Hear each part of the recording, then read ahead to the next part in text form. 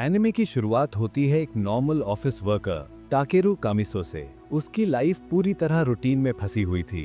रोज वही रोड, वही ऑफिस, वही बोरिंग घर लौटना। दूसरों के लिए ये लाइफ ठीक होगी, पर टाकेरू अंदर से कुछ अलग और एक्साइटिंग करना चाहता था। एक दिन ऑफिस से आकर वो सोफे पे बैठकर टीवी ऑन करता है कि शायद कुछ इंटरेस्टिंग मिल जाए, लेकिन टीवी पर बस एक आदमी दिखता है। वो सफेद खाली स्पेस में खड़ा होता है और थोड़ा नशे में भी लगता है। टाकेरू सोच में पड़ जाता है कि ये क्या चल रहा है। तभी अगले ही पल वो खुद उसी आदमी के सामने पहुंच जाता है। उस आदमी के बाल सफेद होते हैं। वो खुद को बताता है कि वो सोलर सिस्टम का इंचार्ज है। टाकेरू को लगता है ये कोई एलियन है, लेकिन वो आदमी कहता है कि वो एलियन नहीं, एक तरह का गॉड है, यूनिवर्स का मिडिल मैनेजमेंट। टाकेरू कहता है कि गॉड भी ऐसा ऑफिस टाइप होता है क्या? गॉड उसे एक और दुनिया दिखाता है, एक प्लैनेट जिसका नाम है मेड्यूसा। वो बताता है कि वो कई बार इस दुनिया को ठीक करने की कोशिश कर चुका है, लेकिन हर बार सिविलाइजेशन खत्म हो जाती है। इस बार वो खुद थोड़ी दखल देने वाला है। वो कहता है एक छोटी सी बूंद पूरी दुनिया बदल सकती है, और वो बूंद अब टाकेरू होगा। टाकेरू सोच पड़ जाता है कि इतना बड़ा काम उसके ऊपर कैसे। फिर गॉड कैजुअली बोल देता है कि वैसे भी टाकेरू अब मर चुका है, अगर वो मेड्यूसा नहीं जाएगा तो उसकी आत्मा गायब हो जाएगी। टाकेरू पैनिक में आ जाता है, लेकिन गॉड कहता है कि टेंशन मत लो, वो उसे कुछ खास पावर्स देगा। गॉड उससे पूछता है कि कैसी एबिलिटी चाहिए। जब टाकेरू कंफ्यूज्ड होता है तो गॉड खुद लिख देता है एक्सट्रीम मैजिकल पोटेंशियल। फिर टाकेरू बोल देता है कि उसे एक क्यूट साथी भी चाहिए। गॉड वो भी लिस्ट में लिख देता है और कहता है कि समय आने पर वो मिल जाएगी। साथ ही टाकेरू की एक्सप्लोरेशन एबिलिटी अपग्रेड कर देता है ताकि वो आइटम्स कलेक्ट करके पैसे कमा सके। बोनस में एक अनलिमिटेड स्टोरेज वाला मैजिक बैग, वर्ल्ड की लैंग्वेज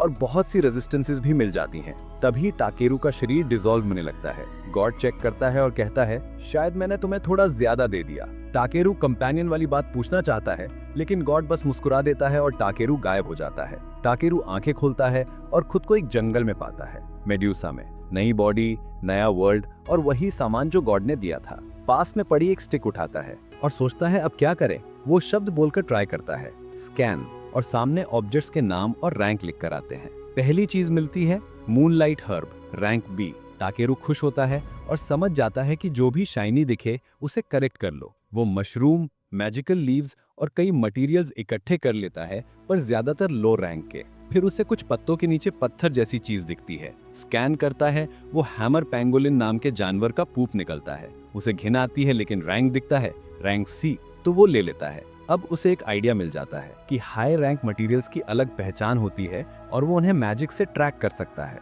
काफी सामान हो जाने के बाद वो डिसाइड करता है कि अब मटेरियल बेचने के लिए सबसे नजदीकी टाउन जाना चाहिए।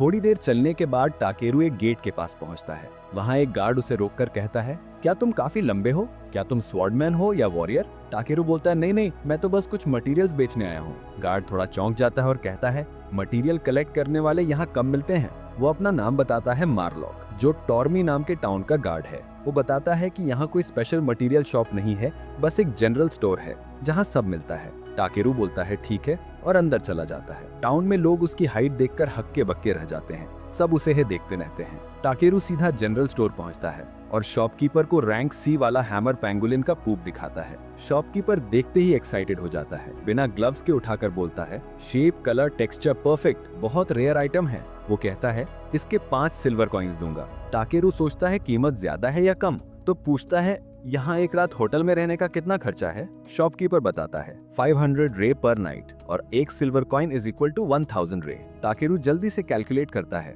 यानी ये पूप 500 येन जैसी कीमत का है। एक दिन में ही अच्छी कमाई हो गई। शॉपकीपर डील फाइनलाइज कर देता है। फिर अचानक वो उस पूप को अपने चेहरे पे रगड़ देता है। टाकेरू मनी मन सोचता है ये क्या था, लेकिन वो इग्नोर करके बाकी मटेरियल्स दिखाता है। शॉपकीपर पूछता है ये सब कलेक्ट करके यहाँ तक कैसे ले आए? टाकेरू कैजुअली कहता है बस ट्रैवल कर रहा था और जो मिला कलेक्ट करता गया। ये सुनकर शॉपकीपर उसे काम देता है ईस्ट माउंटेन से मिथ्रल कलेक्ट करके लाने का। टाकेरू बोलता है ठीक है, बस मैप दे दो। शॉपकीपर उसे मैप देता है और मटेरियल्स के बदले 3600 रे दे देता है। टाकेरू सोचता रह जाता है, मतलब 3.6 मिलियन येन जैसा। एक ही दिन में रिच बन गया। शॉपकीपर वार्निंग देता है माउंटेन में मॉन्स्टर्स हैं, संभल के जाना। टाकेरू थोड़ा नर्वस होता है, पर बोलता है कल देखेंगे। उस रात वो होटल में रुकने जाता है। रूम में पहुंचकर वो बोलता है काश एक अच्छे शावर का ऑप्शन होता। तभी होटल स्टाफ की एक यंग गर्ल आती है। वो एक छोटा सा बाउल में हॉट वाटर लाकर देती है और कहती है सर ये 30 रे पर यूज है।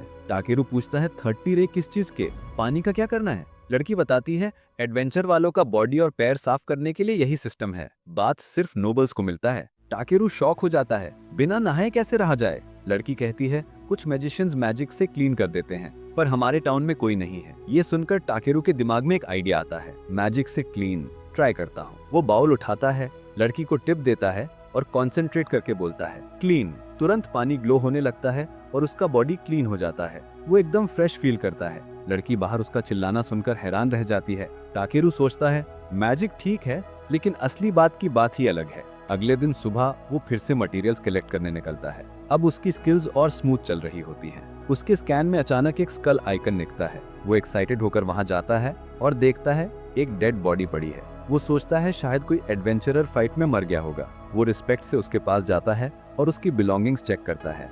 टाकेरू को एक एम्यूलेट मिलता है जो उसके परिवार ने दिया था। उसके अंदर उसकी बहन की एक छोटी सी चिट्ठी होती है, भाई हमारी मदद करने के लिए धन्यवाद, तुम बस सेफ रहना। ये पढ़कर टाकेरू बस थोड़ा रुक जाता है। वो कहता है मैं इसे यहाँ ऐसे नहीं छोड़ सकता। तो वो अपने हाथ से उस आदमी के लिए एक सही तरीके से कब्र बनाता है और चुपचाप उसके लिए प्रार्थना करता है। थोड़ी देर में रात हो जाती है। वो मैजिकल सर्कल बनाता है और प्रोटेक्टिव बैरियर एक्टिव कर देता है ताकि मॉन्स्टर पास ना आए। फिर वो खाना बनाने लगता है। वो होटल से लाए मसाले और कुछ जंगल में मिली हर्ब्स को मीट के साथ मिलाकर हर्ब मीट सूप बना लेता है। वो बोलता है अच्छा बना है, मीट और सूप मजेदार है। सब खाकर वो अगले मिशन के लिए निकल पड़ता है। कुछ दूर चलने के बाद वो व्हाइट ट्री फॉरेस्ट पहुंचता है, जिसे एंशिएंट ड्रैगन फॉरेस्ट भी कहते हैं। यहाँ मॉन्स्टर होने की बातें होती हैं। वो मैजिक से मिनरल्स ट्रैक करने की कोशिश करता है, लेकिन कोई सिग्नल नहीं मिलता और उसे ये भी ध्यान होता है कि आसपास कोई भी जिंदा चीज नहीं, ना मॉन्स्टर ना जानवर। वो मजाक में खुद को सूंघकर कहता है क्या मेरी स्मेल की वजह से सब भाग गए? फिर खुद ही कहता है नहीं ठीक है सब। वो सोचता है अच्छी बात है, कोई नहीं आया, आगे बढ़ते हैं। वो दौड़ते हुए जा रहा होता है कि अचानक उसके पैर के नीचे की जमीन टूटती है और वो क्लिफ से नीचे गिर जाता है। पैनिक में वो चिल्लाता है फ्लाई और मैजिक एक्टिवेट हो जाता है। वो हवा में रुक जाता है और आराम से नीचे लैंड कर लेता है। नीचे पहुंचते ही उसके स्कैन में कई माइनिंग सिग्नल्स दिखते हैं। वो एक्साइट होकर माइनिंग शुरू करता है, पर तभी हल्का सा अर्थक्वेक आता है। वो समझ जाता है फालतू में ज्यादा देर रुकना ठीक नहीं। वो फ्लेम स्पेल यूज करके रॉक्स तोड़ता है ताकि वैल्यूएबल मटेरियल निकाल सके।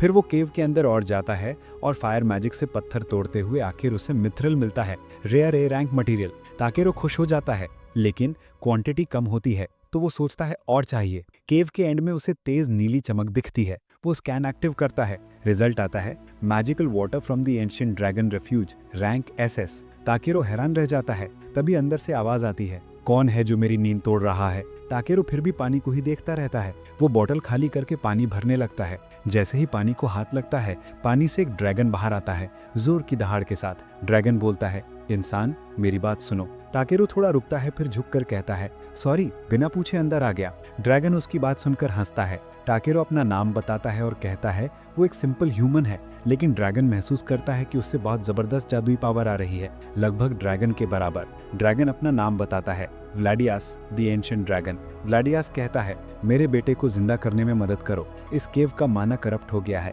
इसलिए मेरा एग हैच नहीं हो पा रहा। फिर वो मैजिक से कई मिथरल निकाल देता है और बोलता है ये तुम्हारी पेमेंट होगी। टाकेरू मान जाता है। ड्रैगन उसे एक बड़ा सा एग देता है। टाकेरू सोचता है इसे गर्म करना होगा। वो हीट मैजिक यूज करता है, लेकिन अजीब होता है, उसकी मैजिक एग के अंदर खींचने लगती है जैसे कोई उसे देख रहा हो। वो रोकने की कोशिश करता है, लेकिन धीरे धीरे उसकी एनर्जी एग में चली जाती है और एक तेज रोशनी के साथ वो गायब हो जाता है।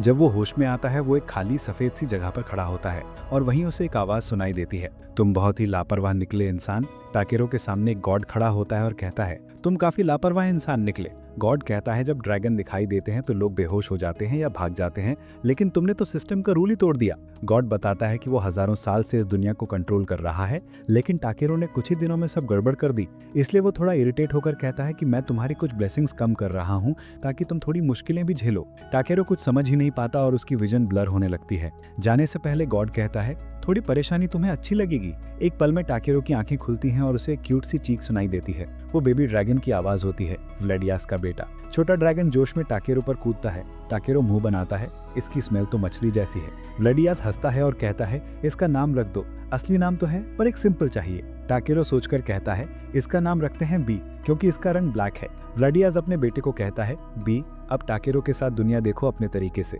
उसी टाइम बी टाकेरो को ज्वाइन कर लेता है। टाकेरो थोड़ा हिचकिचाता है पर व्लाडियास कहता है चिंता मत करो, इसकी पावर तुमसे ज्यादा है। व्लाडियास एक चमक से उन्हें ब्लेसिंग देता है और वापस पानी में चला जाता है। जाने से पहले उसका मैसेज होता है उस पर भरोसा रखना। टाकेरो और बी ड्रैगन से बाहर निकलते हैं। बाहर आकर टाकेरो खुश होता है, आखिर फ्रेश एयर। रात होने लगी थी इसलिए वो वही कैंप बना लेता है। वो एसएस रैंक मैजिकल वाटर से बी को पानी पिलाता है। व्लाडियास ने जाते वक्त अपनी लेक को टाकेरो के आइटम बॉक्स से लिंक कर दिया था, मतलब अनलिमिटेड माना वाटर। ये बी की ग्रोथ के लिए परफेक्ट है। टाकेरो भी थोड़ा सा चख लेता है। फिर वो कुछ मैजिकल स्टोन से प्रोटेक्टिव बैरियर बना देता है और खाना बनाने लगता है। वो अपनी मैजिक से हीट स्टोन बनाता है और हर्ब मीट सूप तैयार करता है। उसकी खुशबू से बी के मुंह से पानी टपकने लगता है। टाकेरो कहता है रुक जाओ, थोड़ा ठंडा होने दो, पर बी जल्दी में अपनी जीभ जला लेता है। टाकेरो फटाफट सूप को फूंक मारकर उसे देता है। बी को बहुत पसंद आता है। टाकेरो पूछता है अपने पापा से दूर रहकर तुम्हें अकेलापन तो नहीं लगता? बी कुछ नहीं बोलता, बस आकर उसे हल्का सा हक कर लेता है।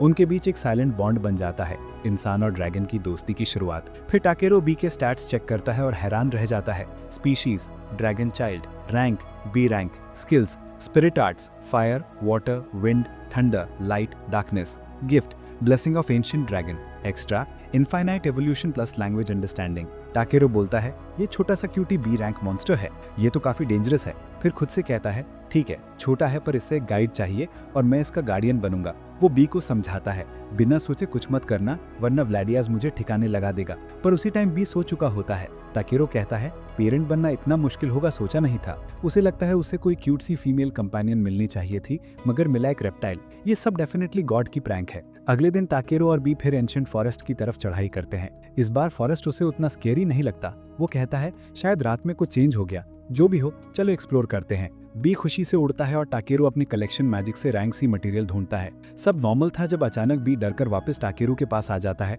टाकेरो सर्च एबिलिटी यूज करता है। स्क्रीन पर आता है 7 अग्रेसिव मॉन्स्टर्स नियर बाय। उसे याद आता है कि पहले उसके स्मेल से मॉन्स्टर भाग जाते थे, पर शायद अब वो खत्म हो गया है। वो सोचता है कोई बात नहीं, वैल्यूएबल मटेरियल भी मिल जाएगा। तभी उसके पीछे से एक शैडो आती है। एबिलिटी बताती है रॉक हॉक, एक बड़ा खतरनाक हॉक जो इंसानों की आंखों पे अटैक करता है। लेकिन टाकरू वॉल्डियस के सामने चिल होकर बोल देता है ये तो एक क्यूट पिजन जैसा लग रहा है। उसका ध्यान उसकी स्टैट्स पर नहीं, खाना बनाने पर चला जाता है। वो सोचता है इसकी मीट रिच और थोड़ी स्वीट टाइप होगी और इसकी स्पाइन मसालों जैसा काम कर सकती है। अब उसके लिए वो मॉन्स्टर नहीं, एक फ्लाइंग इंग्रेडिएंट बन जाता है। टाकरू अपनी बैरियर मैजिक एक्टिवेट करता है और आइस नीडल बनाता है। वो कहता है बिना वजह मरना नहीं चाहता, पर सर्वाइवल भी जरूरी है। सिर्फ 3 आइस नीडल से वो हॉक को डाउन कर देता है। लेकिन खतरा खत्म नहीं था। बी चिल्लाता है और मॉन्स्टर आने लगते हैं। टाकरू स्कैन करता है। Snake wolf, rank C. इनकी टेल सांप जैसी होती है और इनका वेनम पैरालाइज कर देता है। टाकरू बोलता है परफेक्ट, इससे मीट भी मिलेगा। वो स्पीड बूस्ट और बॉडी रिडक्शन मैजिक यूज करता है, बॉडी हल्की करता है और हाई जंप मारता है। हवा में वो किक मैजिक एक्टिवेट करता है और एक वुल्फ को उड़ा देता है। बाकियों को वो अपने हाथों से ही खत्म कर देता है। कुछ सेकंड में पूरा एरिया क्लियर। वो सब मॉन्स्टर के मीट और वैल्यूएबल पार्ट्स कलेक्ट कर लेता है। थोड़ा आराम करने के बाद स्किल दिखाती है कि और मॉन्स्टर आ रहे हैं। टाकरू बोलता है यार अब बस भी करो, पूरी रात नहीं लड़ना। तभी बी उसे ऊपर की तरफ जोर से खींचता है, जैसे कि कह रहा हो चलिए यहाँ से। टाकरू सोचता है ये छोटा ड्रैगन उड़ाकर कैसे ले जाएगा, लेकिन सभी शॉक हो जाते हैं। बी सच में उड़ जाता है। टाकरू तुरंत बॉडी रिडक्शन यूज करता है ताकि वजन हल्का रहे।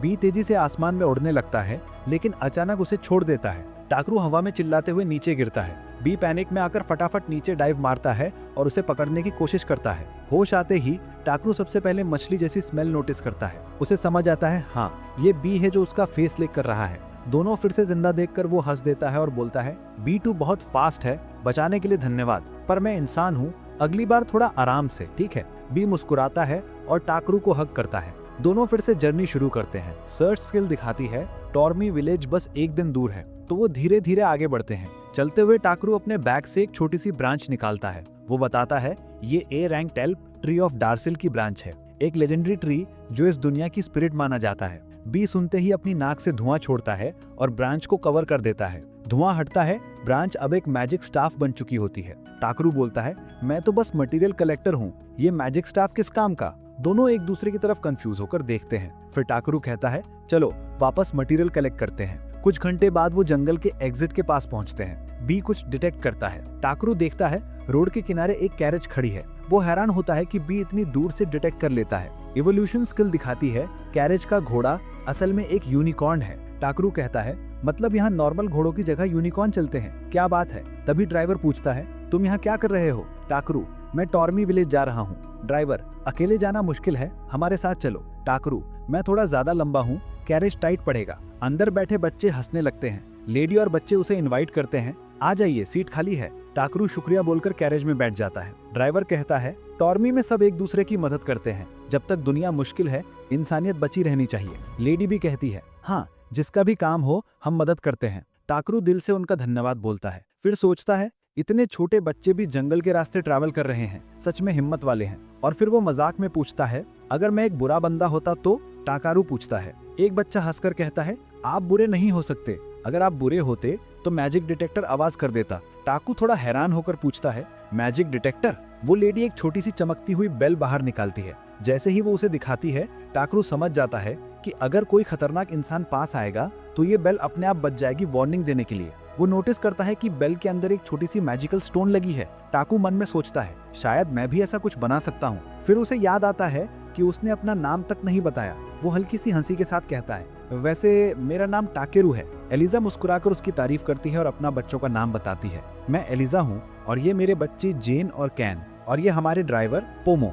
जैसे ही सबका इंट्रो खत्म होता है टाकेरू के कोट के अंदर कुछ हिलता है। छोटी सी बी भीप करके आवाज करती है। बच्चे तुरंत एक्साइटेड हो जाते हैं। टाकू थोड़ा हिचकिचाता है, ये शायद कोई रेयर मॉन्स्टर है। एलिजा कहती है अरे इतना सीक्रेट क्यों, मॉन्स्टर तो आम होते हैं, एडवेंचरर तो उन्हें साथ रखते ही हैं। टाकू सोचता है सही है। वो कहता है ठीक है बाहर आ जाओ भी, लेकिन किसी को परेशान मत करना और प्लीज काटना मत। वो छोटा सा प्यारा क्रीचर बाहर आ जाता है। बच्चे खुशी से चिल्ला पड़ते हैं, लेकिन एलिजा की आंखें बड़ी हो जाती हैं। पोमो गौर से देखकर पूछता है ये ड्रैगन जैसा लग रहा है। टाकिरू नॉर्मल रहते हुए कहता है हाँ ये एक ब्लैक ड्रैगन का बच्चा है, असल में वो सच छुपा रहा होता है। बी एक एंशिएंट ड्रैगन का बेटा था। पोमो झटके में पूछता है मतलब तुम एक राइडर हो। टाकरू फट से बोलता है नहीं नहीं मुझे तो बस एक ड्रैगन का एग मिला था। एलिजा और पोमो दोनों शॉक, एग से ड्रैगन निकालना भी पॉसिबल होता है। टाकू थोड़ा अजीब चेहरा बनाकर कहता है क्या ड्रैगन वाकई इतने रेयर होते हैं। एलिजा जवाब देती है राइडर तो मिल जाते हैं पर असली ड्रैगन बहुत रेयर होते हैं। शाम होते होते सब कैंप लगा लेते हैं। टाकरू अपनी मैजिक से टेंट बनाता है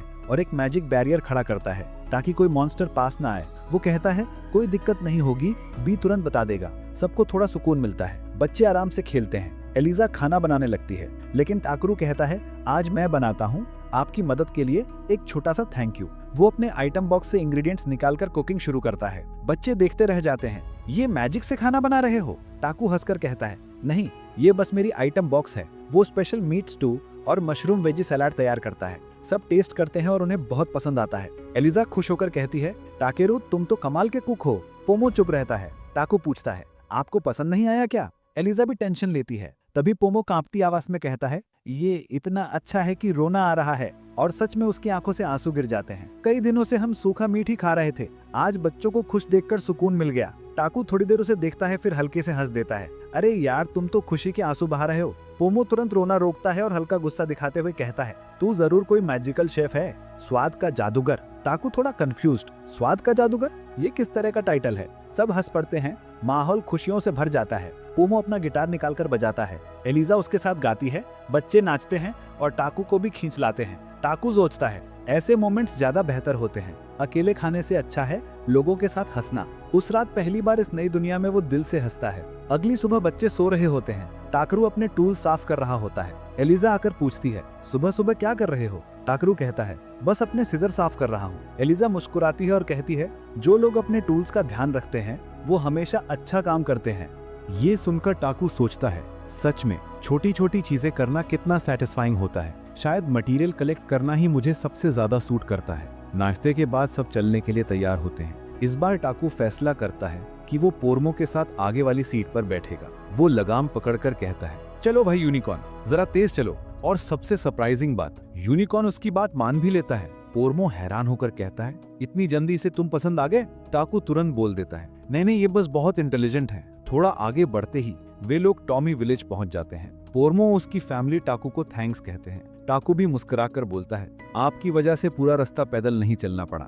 सब एक दूसरे को अलविदा बोलकर अपनी अपनी तरफ चले जाते हैं। जैसे ही वो अंदर जाता है, मार्लो उसे देखता है और बोलता है, अगर पोर्मो वापस आ गया इसका मतलब स्प्रिंग आ चुकी है। टाकू पूछता है, पोर्मो करता क्या है? मार्लो समझाता है, विंटर में वो गर्म जगहों पर जाकर कपड़ों का काम करता है और जब वापस आता है हम समझ जाते हैं कि स्प्रिंग शुरू हो गई है। उनके लिए लाइफ आसान नहीं है, बिना घर के मुश्किल से गुजारा होता है। टाकू मन ही मन सोचता है, अब समझ आया वो डिनर पर क्यों रो रहा था। मैं लकी हूँ कि मेरे पास जीने लायक स्किल है। तभी मार्लो कहता है, तुम्हें जेरोमी को अपना काम रिपोर्ट करना चाहिए। टाकू बोलता है, हाँ बिल्कुल, चलते हैं। बी बच्चों के साथ खेलने रह जाता है और टाकू जेरोमी के पास जाता है। वो मिथ्रिल वाला मटेरियल उसे देता है। जेरोमी बिना कुछ बोले उस पत्थर को घूरता रहता है। लंबी चुप्पी हो जाती है। टाकू थोड़ा नर्वस हो जाता है। आखिर जेरोमी बोलता है, ये तो बिल्कुल इनसेन है, ये कोई नॉर्मल पत्थर नहीं, ये मिथ्रिल ओर है। टाकू शॉक में, सच में इतना वैल्यूएबल? जेरोमी कहता है, ये माना का कंडेंस्ड फॉर्म है,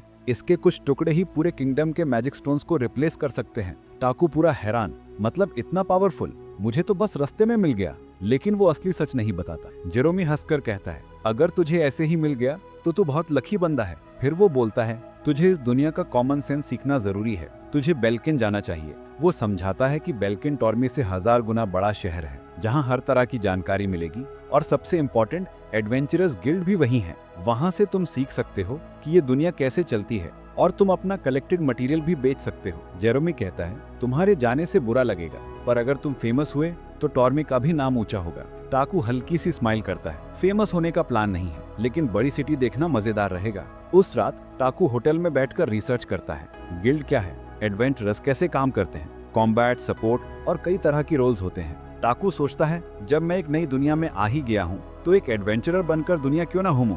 वो डिसाइड करता है, नेक्स्ट गोल बेल्किन जोकर गिल्ड ज्वाइन करना। लेकिन अभी टॉर्मी में उसके कुछ काम बाकी हैं। बी भी उसके साथ अग्री करता है। अगले कुछ दिन वे विलेज के लोगों के साथ टाइम बिताते हैं, सेलिब्रेशन में शामिल होते हैं और उनके साथ एक छोटा सा फैमिली बॉन्ड बन जाता है। कुछ दिनों बाद जब वो जाने के लिए तैयार होता है, विलेज की एक औरत उससे मिलती है और कहती है, ये लो हॉक की बोन्स वाला सूप पाउडर, कुछ स्पाइसेस और कुछ चीजें और। टाकू हंसकर बोलता है, नहीं नहीं, आपने पहले ही बहुत दे दिया, मैं ठीक हूँ। वो औरत थोड़ा उदास होकर कहती है, कल से तुम नहीं रहोगे, सबको तुम्हारी याद आएगी। टाकू भी स्माइल करता है, मुझे भी सब याद आएंगे। वो कहती है, सब चाहते थे कि तुम थोड़ा और रुको, लेकिन अगर जाना है तो कम से कम ये लंच बॉक्स ले जाओ, बेल्किन पहुंचने में 1 महीना लगेगा। और वो उसके हाथ में ढेर सारी चीजें रख देती है। रात को होटल में बैठकर टाकू सोचता है, मिथिल ओर का क्या करूं? जेरोमी खरीद नहीं पाया, शायद इससे कुछ खास बना लूं। वो लैंप और मिथ्रिल ओर लेकर एक्सपेरिमेंट शुरू करता है। अपनी माना और इमेजिनेशन से एक स्पेशल मैजिकल लैंप तैयार कर देता है, जो उसके प्लान के हिसाब से काम करता है। अगली सुबह पूरा गांव उसे फेयरवेल देने आता है। पोर्मो फिर से इमोशनल होकर रोने लगता है। तभी टाकरू मार्ले के पास जाता है और कहता है, मैंने एक मैजिकल बैरियर टूल बनाया है। ये लैंप पूरे गांव के चारों तरफ एक इनविजिबल बैरियर बना देगा। कोई भी क्रीचर या इंसान जिसके मन में बुरा इरादा होगा वो अंदर नहीं आ पाएगा। मार्ले थोड़ा हैरान होकर कहता है, इतना पावरफुल आइटम, तुम पक्का हो कि हम इसे रख लें? तब टाकरू हल्का सा मुस्कुरा कर कहता है, ये मेरा गिफ्ट है, जब तक मैं वापस नहीं आ जाता, आपकी सेफ्टी के लिए। मार्ले बस कहता है, तुमने हमेशा हमारा ख्याल रखा है, शुक्रिया टाकरू। और फिर टाकरू बी के साथ अपनी अगली जर्नी शुरू करता है, बेल्किन की तरफ। नई सिटी, नए लोग, नए चैलेंज उसका इंतजार कर रहे होते हैं। रास्ते में सोचता है, बेल्किन कैसा होगा? तभी रोड के बीच में एक बड़ा जॉइंट क्रैब आ जाता है। टाकरू एवोल्यूशन स्किल यूज करता है और स्क्रीन पर लिख कर आता है, moon black crab, rank C, omnivorous, edible. Takeru खुश होकर बोल देता है, बस आज क्रैब खाऊंगा। वो अपनी बॉडी पर रिडक्शन और हार्डन कास्ट करता है। फाइट के लिए तैयार ही हो रहा होता है कि बी एक तेज सोनिक अटैक से क्रैब को एक ही शॉट में गिरा देता है।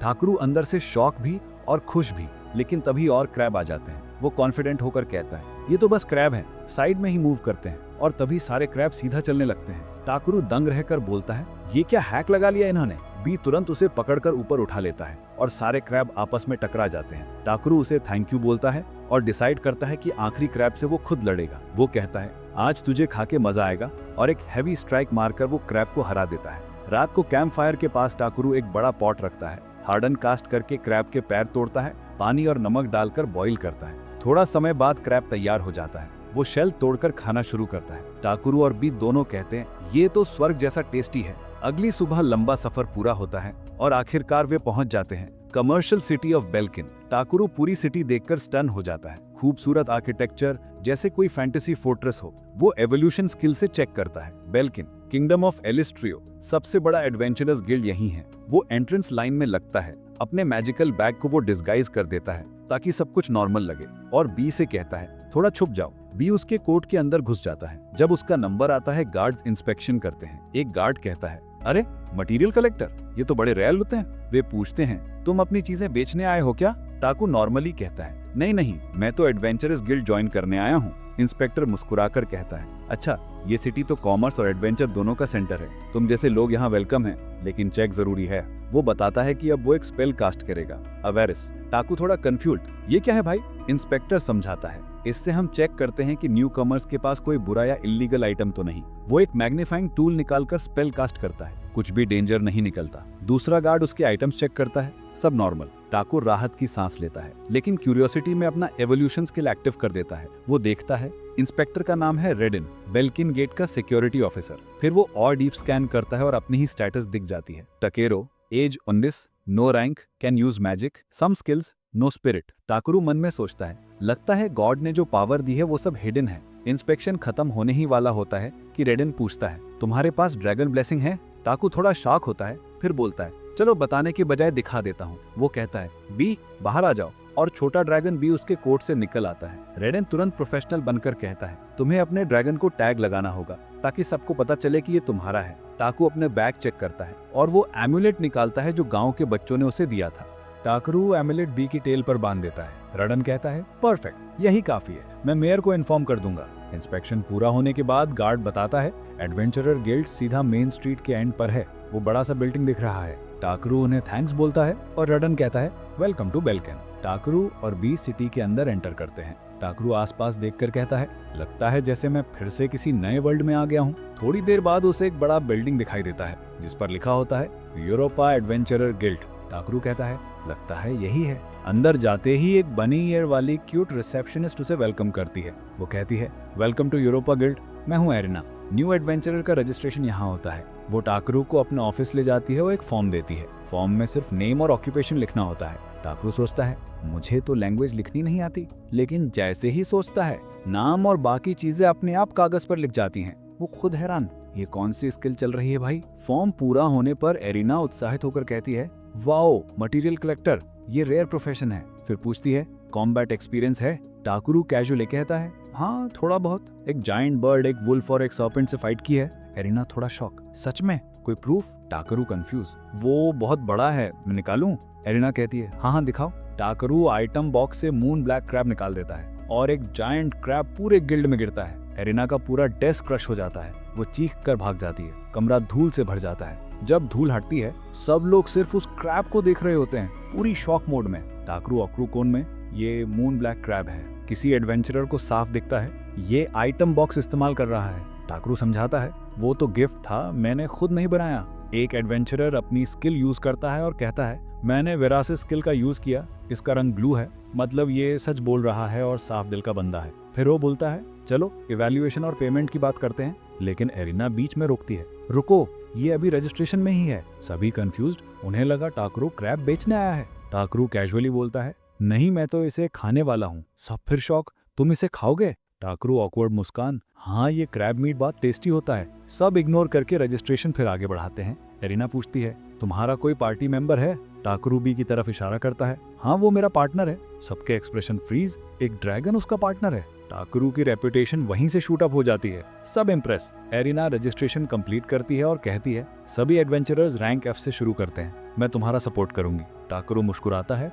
और अपना नया एडवेंचर ब्रेसलेट पहन लेता है जो उसके पुराने ब्रेसलेट से मैच करता है। थोड़ी देर बाद टाकरू उस मरे हुए एडवेंचरर के परिवार के साथ जाता है जिसे उसने जंगल में पाया था। वो उन्हें उनकी बिलोंगिंग्स देता है और शांत आवाज में कहता है, मैंने उसे टोरिम के पास जंगल में पाया था, उसे ज्यादा तकलीफ नहीं हुई होगी। उनकी माँ रोने लगती है। टाकरू चुपचाप उनके साथ खड़ा रहता है। पिता सिर झुकाकर शुक्रिया करते हैं। बाद में टाकरू गिल्ड के अप्रेजर से मिलता है और बेचता है 8 पैरा लीव्स, 6 पोलवेन रूट्स, 20 लापिस और मीरे मशरूम्स। अप्रेजर एक्साइटेड, इतने बड़े मशरूम्स मैंने कभी नहीं देखे, सब तुम्हारी तारीफ कर रहे हैं। अब क्लाइंट्स स्पेशल रिक्वेस्ट भेज रहे हैं सिर्फ तुम्हारे लिए। टाकरू हम्बल होकर, मैं ऑनर्ड फील करता हूँ। तभी एरिना कमरे में आती है। टाकरू, बहुत सारे जॉब रिक्वेस्ट्स आए हैं, सारे तो नहीं कर सकते, कुछ चूज कर लो। टाकरू, ठीक है। एरेना, ग्रेट, मैं क्लाइंट्स को बता दूंगी। एक लंबा टायरिंग दिन खत्म होता है और टाकरू डिसाइड करता है पब्लिक बात जाने का। गर्म पानी में रिलैक्स होते हुए सोचता है, इस दुनिया में आए आधा महीना हो गया। जब हम बेल्किन आए थे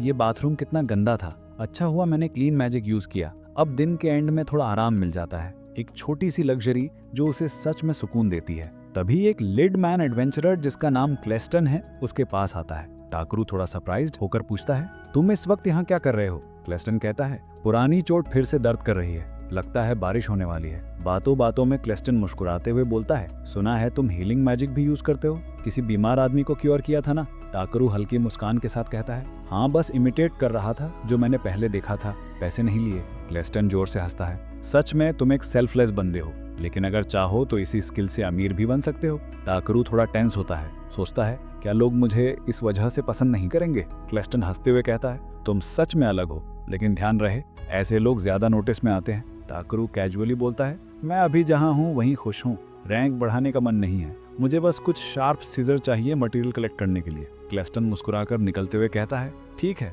तुम्हें इस दुनिया के बारे में और सीखना चाहिए। कुछ दिन बाद टाकरू फिर गिल्ड आता है, एक और जॉब कंप्लीट करने के बाद। वहीं अप्रेजर फिर से कहता है, टाकरू तुम्हें रैंक अप कर लेना चाहिए, तुम्हारे जैसे बंदे के लिए हायर रैंक मुश्किल नहीं है। लेकिन टाकरू फिर से शांति से बोलता है, मुझे रैंक बढ़ाने में इंटरेस्ट नहीं है, मुझे बस पीस चाहिए। जैसे ही बात खत्म होती है गिल्ड के दरवाजे जोर से खुलते हैं। एक एडवेंचरर दौड़ते हुए आता है, गॉब्लिन्स अटैक कर रहे हैं। गिल्ड मास्टर तुरंत ऑर्डर देता है, सब रैंक डी और ऊपर के एडवेंचरर्स और जितने भी हीलर्स और मेडिक्स हैं उन्हें नॉर्थ स्टेशन भेजो। तभी एक छोटी सी लड़की म्यूस्ले रिपोर्ट देती है, सर रैंक ए के एडवेंचर्स में से ब्रैक और मुहम बाहर है, लेकिन क्लेस्टन अवेलेबल है। गिल्ड मास्टर तुरंत कहता है, तो फिर उस रेड ड्रैगन को बुलाओ। टाकरू सोचता है, मैं तो सिर्फ रैंक एफ हूँ, ये सब मेरे लेवल का बाहर है। वो चुपके से निकलने लगता है, लेकिन गिल्ड मास्टर उसे रोक लेता है, तुम भी चल रहे हो? टाकरू शौक में, मैं तो रैंक एफ हूँ भाई। मीटिंग में सभी एडवेंचरर्स इकट्ठे होते हैं। गिल्ड मास्टर मैप पर पॉइंटर लगाता है, फ्रंट लाइन अभी स्टेप प्लेन है, साउथ वेस्ट डायरेक्शन में गॉब्लिन्स सीधे बैरहम की तरफ मार्च कर रहे हैं, हमें उन्हें सावेलेस्ट रिवर के ब्रिज से क्रॉस नहीं करने देना। सभी वॉरियर्स एड्रेनलिन से भरे हुए हैं, एक्साइटेड हैं। टाकरू उन्हें देखकर सोचता है, ये लोग तो कॉम्बैट के दीवाने हैं और मैं एक सिंपल क्राफ्टर, बिल्कुल आउट ऑफ प्लेस महसूस कर रहा हूँ। तभी दो एडवेंचरर्स डियागो और ऑरलैंडोस के पास आते हैं। हे रे कैफ, बस पीछे ही रहना, तुमसे ज्यादा उम्मीद नहीं है वैसे भी। दोनों हंसते हैं, टाकरू ऑकवर्ड स्माइल। तभी गिल्ड मास्टर उसके पास आता है, तुम वही हो ना जिसके बारे में ग्रिट ने इतनी तारीफ की थी? टाकरू नर्वस, हाँ शायद मैं ही हूँ। मास्टर मुस्कुराता है, सब लोग तुम्हारे बारे में अच्छा बोलते हैं और ग्रिट किसी को इतनी आसानी से अप्रिशिएट नहीं करता। टाकरू ब्लश करता है, मैं ऑनर्ड फील करता हूँ। मास्टर उसकी आंखों में देखता है बिना ब्लिंक किए। टाकरू भी सीधे देखता रहता है। मास्टर जोर से हंस पड़ता है, पहली बार कोई मेरी आंखों में देखा और डरा नहीं। तुम दिखते तो सिंपल हो लेकिन अंदर से बहुत पावरफुल लगते हो। डियागो और ऑरलैंडो बैकग्राउंड में जलने लगते हैं। मास्टर उन्हें इग्नोर करता है और टाकरू से कहता है, तुम खुद को प्रोटेक्ट कर सकते हो, बस लड़ो उसके लिए जिसे तुम प्रोटेक्ट करना चाहते हो। मसले पास आती है, थोड़ा सैड टोन में, मुझे यकीन नहीं हो रहा कि मास्टर ने रैंक एफ को भी भेज दिया, लेकिन मैं एक्साइटेड हूँ। टाकरू कंफ्यूज्ड, लेकिन तुम डर रही हो। मसले उसकी आर्म पकड़ लेती है जैसे उसकी लाइफ उसी पर डिपेंड करती हो। टाकरू समझ जाता है, अगर ये इतनी डर गई तो बैटल में प्रॉब्लम होगी। टाकरू जेंटली कहता है, देखो हम लोग रेयर साइड पर हैं, तुम्हें बस हील करना है, फाइट नहीं। डर लगना नॉर्मल है, जो बैटल फील्ड में लड़ते हैं वो भी डरते हैं, लेकिन फिर भी अपना बेस्ट देते हैं। तुम्हें शर्म नहीं आनी चाहिए, बस अपना बेस्ट देना। म्यूस्ले अपनी आंखें में आंसू लेकर उन्हें पोंछते हुए मुस्कुराती है, तुम सही कह रहे हो, मैं पूरी कोशिश करूंगी। वो फिर से कॉन्फिडेंट हो जाती है। बेस पर वापस आते ही क्ले टाकरू के पास आता है। उसकी पहले दी गई जज्बाती स्पीच से इंप्रेस होकर हंसते हुए कहता है, किसी ने सोचा भी नहीं था कि तुम इतने पैशन से बोल सकते हो। टाकरू पूछता है, तुम फ्रंट लाइन पर नहीं जा रहे? क्ले कहता है, आज मेरी पुरानी चोट फिर से दर्द कर रही है, शरीर साथ नहीं दे रहा। टाकरू समझ जाता है कि ये वही गहरी चोट है जो उसने क्ले के पीठ पर पहले देखी थी। वो पूछता है, क्या ये चोट तुम्हें शर्म का एहसास दिलाती है? क्ले थोड़ा चुप हो जाता है और धीरे से कहता है, हाँ, लोग सोचते हैं कि मैं किसी दुश्मन से भाग गया था। टाकरू तुरंत बोलता है, लेकिन तुमने वो चोट किसी को बचाते हुए खाई थी ना? तुम जिंदा हो इसका मतलब है अभी भी तुम किसी को प्रोटेक्ट कर सकते हो। क्ले हैरान होता है, शायद तुम सही कह रहे हो। अचानक गिल्ड मास्टर की आवाज गूंजती है, फॉरेशन टूट चुके हैं, दुश्मन पास आ रहे हैं। क्ले बिना सोचे अपना हथियार उठाता है, चाहे मेरा शरीर टूट जाए मैं सबको बचाऊंगा, और बिना हेजिटेशन के आगे बढ़ जाता है। टाकरू उसे रोक नहीं पाता, लेकिन अंदर से सोचता है, अगर क्ले अपने आप को बर्बाद कर देगा तो किसी को प्रोटेक्ट नहीं कर पाएगा। वापस बेस पर म्यूस्ले अब थोड़ा संभल चुकी थी। टाकरू देखता है और कहता है, मैं अब और नहीं भाग सकता। वो अपना स्टाफ निकालता है और एक पावरफुल मैजिक शील्ड एक्टिवेट करता है। एक ग्लोइंग वॉल पूरे बेस को ढक लेती है। फिर वो म्यूस्ले से कहता है, मैं क्ले के पास जा रहा हूँ, तुम यहाँ इंजर्ड लोगों का ख्याल रखो। टाकरू अपने हाथ और पैरों पर हार्ट स्पेल लगाता है और बैटलफील्ड की तरफ दौड़ पड़ता है। उसके सामने दर्जनों गॉब्लिन आ जाते हैं। टाकरू कहता है, बी अब तुम्हारी बारी। छोटा ड्रैगन बी एक पावरफुल लाइटनिंग अटैक करता है और सारे गॉब्लिन सेकंडों में गिर पड़ते हैं। डियागो और ओरलैंडो वहां पहुंचते हैं। तुमने हमारी जान बचाई, लेकिन एक higher rank monster goblin sergeant अभी भी जिंदा है। वही फ्रंट लाइन तोड़कर आया था। क्ले अब उनसे अलग हो गया है और उन्हें नहीं पता कि वो कहाँ है। सीन कट होता है। क्ले अकेले गॉब्लिन के बीच बारिश में लड़ रहा है। उसके पुराने जख्म फिर से दर्द करने लगते हैं और वो एक बार मिस्टेक कर देता है। जब गॉब्लिन्स उस पर टूट पड़ते हैं, टाकरू का ड्रैगन बी उन्हें बिजली से मार गिराता है। टाकरू तेज दौड़कर क्ले तक पहुंचता है। मुझे पता था ये मौसम तुम्हारे जख्मों को और दर्द देगा। क्ले चीखता है जब टाकरू उसकी पीठ पर हाथ रखता है। टाकरू कहता है, अब पीछे हट जाओ, मैं काउंटर अटैक प्लान करता हूँ। अचानक एक जबरदस्त रोर सुनाई देती है। क्ले कहता है, अब पीछे नहीं हट सकते। गॉब्लिन सर्जन स्टेज पर आ चुका है, बड़ा, मसल्स और ताकत से भरा हुआ। दोनों अटैक से बचते हुए एक साइड चले जाते हैं। क्ले चिल्लाता है, मैं उन्हें रोकता हूँ, तुम भाग जाओ। टाकरू सोचता है, ये स्कार तुम्हारे लिए इतना इंपॉर्टेंट क्यों है? किसी खास इंसान की याद है? क्ले कहता है, नहीं, सिर्फ मेरी बेवकूफ़ी का निशान है, मुझे ये पसंद नहीं। तो फिर अगर मैं इन्हें मिटा दूं तो तुम्हें कोई फर्क नहीं पड़ेगा। टाकरू का ड्रैगन बी एक मैजिक बैरियर बनाता है। टाकरू अपने बैग से बर्डियर्स का पानी निकालता है और क्ले के पीठ पर डालता है। फिर एक स्पेल चांट करता है। रेडियोटिव फुलेस मैजिक की चमक क्ले के जख्मों पर फैल जाती है। हवा में डिवाइन लाइट भर जाती है। सारे जख्म एक पल में भर जाते हैं। क्ले घुटनों पर गिरता है, लेकिन उसके चोट के निशान पूरी तरह गायब हो जाते हैं। उसका शरीर चमकने लगता है, मसल्स टाइट हो जाते हैं, एनर्जी वेब निकलने लगती है। टाकरू हैरान, ये क्या हो रहा है? क्ले अपने हाथ देखता है। मुझे लगता है कि मेरी ताकत अंदर से उभर रही है, मैं फिर से जवान महसूस कर रहा हूँ। फिर वो गरजता है, आओ गॉब्लिन्स। सिर्फ कुछ मिनट में सभी गॉब्लिन्स उसके सामने गिर पड़ते हैं। लड़ाई खत्म होने के बाद गिल्ड मास्टर आता है और टाकरू से कहता है, बताओ, क्ले स्टोन का पावर तुमने अनलॉक किया था ना? टाकरू मुस्कुराता है, मैंने तो सिर्फ हीलिंग स्पेल यूज किया था। गिल्ड मास्टर संकोच करता है, मुझे लगता है ये सब कुछ नहीं है, मैंने सुना तुमने बहुत बड़ा स्पेल भी कास्ट किया। टाकरू तुरंत बोलता है, वो तो बी ने किया था, मेरा छोटा ड्रैगन। गिल्ड मास्टर थोड़ा सीरियस, तुम असल में कौन हो? टाकरू कहता है, मैं तो बस एक एफ रैंक एडवेंचरर हूँ जो मटेरियल कलेक्ट करता हूँ। गिल्ड मास्टर हंसते हुए, ठीक है, तुम्हें अपने काम के लिए रिवॉर्ड मिलेगा। उस रात क्ले टाकरू के कमरे में आता है। बताओ, तुमने मेरे साथ क्या किया? टाकरू मुस्कुराता है, लगता है अब तुम बिल्कुल ठीक हो। क्ले कहता है, ठीक, मुझे लगता है कि मेरे अंदर कुछ जल रहा है, तुमने क्या डाला मेरे अंदर? टाकरू उसे शांत करते हुए कहता है, रिलैक्स, मैंने सिर्फ एक एलिमेंट मैजिक का पानी डाला और एक स्पेल कास्ट किया, रेड फ्लूस। क्ले कंफ्यूज होता है, एलिमेंट पानी? टाकरू हंसते हुए समझाता है, हाँ, ये हाईली कॉन्सेंट्रेटेड मैजिकल एसेंस है जो एंशिएंट ड्रैगन व्यूडेस के अंडरग्राउंड लेक से लाया गया है। क्ले शॉक में, वेट, बी एक एंशिएंट ड्रैगन है? टाकरू मुस्कुराता है, हाँ, मैंने सोचा था कि ये होली वाटर जैसा काम करेगा। मैजिक से भरा पानी स्किन के जरिए अब्सॉर्ब हो जाता है और हीलिंग स्पीड बढ़ जाती है। क्ले थोड़ा इम्प्रेस्ड, तुम तो एडवांस्ड हीलिंग स्पेल जानते हो? टाकरू हंसते हुए, नहीं, मैंने बस कॉपी किया जो मैंने पहले देखा था। फिर वो समझाता है, हीलिंग मैजिक तब ज्यादा असर करता है जब तुम्हारे दिमाग में ह्यूमन बॉडी का स्ट्रक्चर क्लियर हो, नर्व्स, मसल्स, एनर्जी फ्लो, सब कुछ। क्ले अब सीरियस होकर देखता है और पूछता है, तुम असल में कौन हो? रूम में एक भारी खामोशी छा जाती है। टाकरू सोचता है, मुझे उस गॉड ने मना किया था अपनी आइडेंटिटी बताने से, लेकिन अगर मैं सच बताऊं तो सब कुछ बदल जाएगा। अपनी पुरानी पीसफुल लाइफ खोना नहीं चाहता, लेकिन क्ले का एहसानमंद हूँ, झूठ नहीं बोलना चाहिए। क्ले उसे देखता है और कहता है, अगर तुम्हें असुविधा हो रही है तो मैं नहीं पूछता। वो धीरे धीरे निकलने लगता है, लेकिन टाकरू तुरंत कहता है, रुको, मैं बताता हूँ, मैं तुम पर विश्वास करता हूँ। क्ले रुक जाता है, आंखों में क्यूरियोसिटी झलक रही होती है। टाकरू धीरे से कहता है, मैं एक दूसरी दुनिया से आया हूँ। रूम में लंबा साइलेंस फैल जाता है। क्ले हड़बड़ाकर कहता है, तुम पागल हो क्या? टाकरू नर्वस हंसी के साथ, मुझे पता था कि तुम ऐसे ही रिएक्ट करोगे। अब दोनों के बीच एक इमोशनल और थोड़ा कंफ्यूजिंग मोमेंट चलता है। टाकरू समझाने की कोशिश करता है कि री इनकारनेशन का मतलब क्या होता है। क्ले सोचता है शायद वो कह रहा है कि जब एक आत्मा दोबारा नए शरीर में जन्म लेती है। टाकरू मुस्कुराते हुए, बिल्कुल सही, मैं एक बार मर चुका हूँ और इस नए शरीर में दोबारा जन्म लिया हूँ। क्ले शॉक में, कुछ मिनट्स लगते हैं उसे ये सब समझने में। टाकरू उसे बैठाकर डिटेल्स में समझाता है, कैसे मर गया, कैसे वापस आया और अब तक क्या हुआ। क्ले थोड़ा इमोशनल हो जाता है। ये सब सुनकर अजीब लगता है, पर एक बात सच है, तुमने मेरे पुराने जख्म ठीक कर दिए और मुझे एक ड्रैगन न्यूड बना दिया। टाकरू समझाता है ड्रैगन न्यूड वो पुरानी और रेयर स्पीशीज है जो लिजर्ड ड्रैगन के एंसेस्टर्स कहलाती है। क्ले खुश होता है, लेकिन अंदर से थोड़ा डरा हुआ भी। मुझे डर लगता है कि कहीं मैं कंट्रोल खो दूं और सब कुछ बर्बाद कर दूं। टाकरू उसे शांत करने की कोशिश करता है। रिलैक्स, टाइम के साथ तुम इस फॉर्म में आदत डाल लोगे। क्ले थोड़ा गुस्सा होकर, तुम सब कुछ इतना कैजुअली क्यों लेते हो टाकरू? थोड़ा रिस्पॉन्सिबल भी बनो। टाकरू बस सिर हिलाता है, जानता है कि उसे सुनना ही पड़ेगा। इसके बाद टाकरू और उसके साथी एरिस्टियन डिस्ट्रिक्ट की तरफ बढ़ते हैं।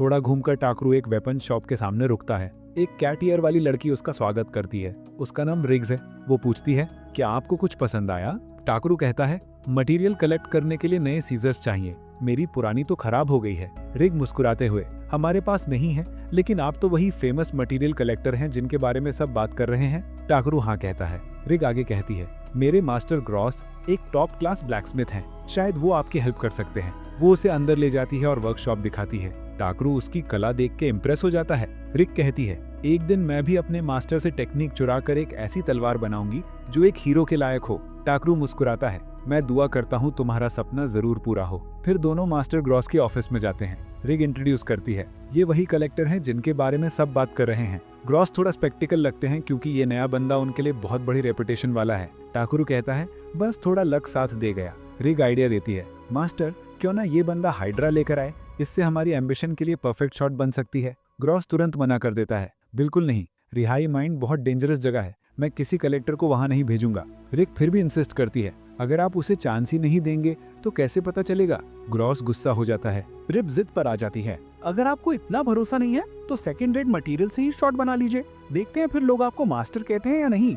ग्रॉस का पेशेंस टूट जाता है। हिम्मत कैसे हुई तुम्हारी मुझे ऐसे बोलने की? तुम्हें पता है कि रहाई माइंड कितनी खतरनाक जगह है, वहाँ सिर्फ मॉन्स्टर ही नहीं बल्कि कुछ लोग कह रहे हैं कि डीमंस भी आ गए हैं। वो थोड़ा शांत होकर कहता है, मैंने भी ये अफवाह सुनी है, लगता है हाइड्रा मिनरल के सप्लाई की कम होने का कारण वही प्राणी हैं जो उस माइन के अंदर रहते हैं। ग्रॉस फिर सीरियस होकर रिब से पूछता है, रिब क्या तुमने ये सब उस कलेक्टर को बताया? रिब चुप हो जाती है। ग्रॉस कहते हैं, एक लोहार जो किसी की जान की कदर नहीं करता उसे हकदार नहीं कहा जा सकता कि वो हथौड़ा उठाए। फिर ग्रॉस टाकरू की तरफ देखता है, मैं अप्रिशिएट करता हूँ कि तुम यहाँ आए हो, पर मैं किसी जवान को मौत के मुंह में नहीं भेज सकता, सिर्फ एक तलवार के लिए। रिब की आंखों में रिस्पेक्ट झलकता है। वो समझ जाती है कि उसके मास्टर की बात सही है। वो टाकरू से सॉरी कहती है, प्लीज इस मिशन को भूल जाओ। टाकरू बस हल्का मुस्कुराता है और सबको बिस्किट ऑफर करता है। फिर कामली कहता है, अब मुझे समझ आ गया कि हाइड्रा मिनरल सिर्फ रहाई माइन में ही मिलता है। अगर मैं वहां जाकर हाइड्रा ओर लेकर आऊं तो क्या आप मेरे लिए एक स्पेशल सिजर बनाएंगे जो सिर्फ मैं यूज कर सकूं?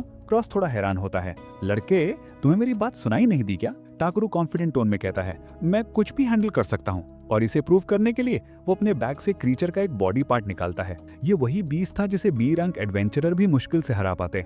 ग्रॉस देखता है और समझ जाता है कि टाकरू कोई आम आदमी नहीं है। फाइनली वो मिशन अलाउ कर देता है। थोड़ी देर बाद टाकरू कैरेज में बैठा होता है। उसका डेस्टिनेशन बैरिया विलेज, जहाँ से रहाई माइन का रास्ता जाता है। उसके साथ बी भी है जो रैंडमली बोल पड़ती है, मुझे क्रैब खाना है। टाकरू मुस्कुराते हुए कहता है, अभी तो हमारे पास क्रैब खत्म हो गया है। कैरेज में कुछ पैसेंजर्स बातें कर रहे होते हैं। कुछ अजीब चीजें हो रही हैं। रॉबरी पास की सारी पॉइजनस हर्ब्स एक रात में मुरझा गईं।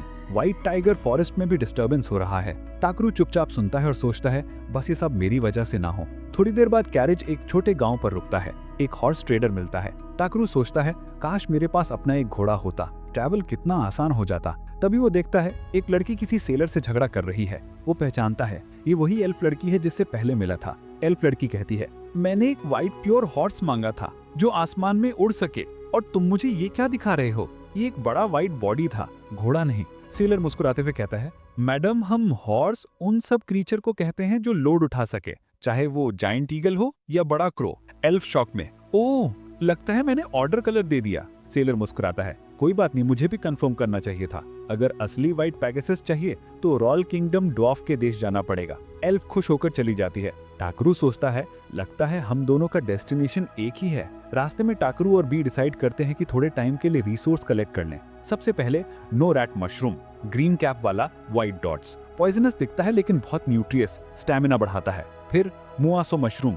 रेड कैप और व्हाइट डॉट्स, खाने से ग्रोथ और डेवलपमेंट तेजी से होती है। टाकरू नेचर को देखकर कहता है, ये जंगल तो लिटरली ट्रेजर है इंग्रेडिएंट्स का। थोड़ा आगे जाकर मूनलाइट ग्रास, येलो फ्लावर सिर्फ क्रेसेंट मून के नीचे खिलता है। इसका नेक्टर स्पिरिट्स का फेवरेट है और थकान मिटा देता है। पीसने पर पावरफुल ऑइंटमेंट बनता है, फटीग दूर करता है। टाकरू कुछ मूनलाइट ग्रास कलेक्ट कर ही रहा होता है, तभी जंगल के अंदर से एक फेमिलियर ग्राउल सुनाई देता है। अभी आवाज उसके लिए पहचानी हुई थी। जैसे ही वो आवाज की तरफ बढ़ते हैं, उन्हें एक एल्फ लड़की मिलती है। वो पेड़ के सहारे बैठी होती है, पूरी थकी, प्यास और भूख से बेहाल एल्फ। टाकरू तुरंत अपनी बोतल निकालता है और उसे पानी पिलाता है, फिर बैग से थोड़ा खाना भी देता है। एल्फ धीरे धीरे पानी पीती है और थोड़ा खाना खाती है। चेहरे पर धीरे धीरे फिर से रंग आने लगता है। वो उठकर टाकरू के पास आती है, हाथ बढ़ाती है और कहती है, मैं तुम्हारी बहुत शुक्रिया अदा करती हूँ। टाकरू मुस्कुराता है, लेकिन अगले ही सेकंड उसका एक्सप्रेशन बदल जाता है। एल्फ के शरीर से एक अजीब सी स्मेल आ रही होती है। टाकरू तुरंत क्लीन मैजिक कास्ट करता है। बस कुछ सेकंड में एल्फ पूरी तरह से साफ और फ्रेश हो जाती है। टाकरू कैजुअली कहता है, मैं बर्दाश्त नहीं कर सकता था कि एक प्योर और एलिगेंट एल्फ का इमेज हर सेकंड टूटे। एल्फ हंसी से मुस्कुराती है और अपना नाम बताती है, ब्लरेटा ब्रोलाइट। मुझे पता है कि एल्फ का नाम ह्यूमंस के लिए थोड़ा मुश्किल होता है। तुमने मेरी 2 बार मदद की है, मैं तुम्हारा एहसान कैसे चुकाऊंगी। टाकरू हाथ हिलाता है, अरे नहीं, मैंने कुछ खास नहीं किया, बस अपना फर्ज निभाया। ब्लरेटा थोड़ी सीरियस टोन में कहती है, एल्फ्स कभी भी काइंडनेस का बदला बेपरवाही से नहीं देते। टाकरू मुस्कुराता है, मैं ये सब बदले में नहीं करता। लेकिन ब्लरेटा नहीं मानती। कम से कम मुझे तुम्हारा साथ तो देने दो, मैं हेल्प करूंगी। बी एक्साइटेड हो जाता है, मुझे ये आइडिया पसंद है। और इस तरह ब्लेरेटा टाकरू की टीम का टेम्पररी मेंबर बन जाती है। टाकरू नो रैट मशरूम कलेक्ट कर रहा होता है। बी और ब्लेरेटा दोनों हंसते हुए दौड़कर आते हैं। ब्लेरेटा एक्साइटेड टोन में कहती है, टाकरू देखो मैंने क्या पाया। वो एक छोटी चीज दिखाती है। टाकरू कहता है, ये तो सिर्फ एक पत्थर है। ब्लेरेटा थोड़ी डिसअपॉइंट होती है पर हार नहीं मानती। कुछ देर बाद फिर आती है और इस बार टाकरू कहता है, अब ये सच में एक्सक्रीमेंट है। दोनों जोर जोर से हंसने लगते हैं। टाकरू बस उन्हें देखता है और सोचता है, लगता है इन दोनों की मेंटल एज लगभग एक ही है। शाम ढलती है, पेड़ों के पीछे सूरज की लाल रोशनी छिप जाती है।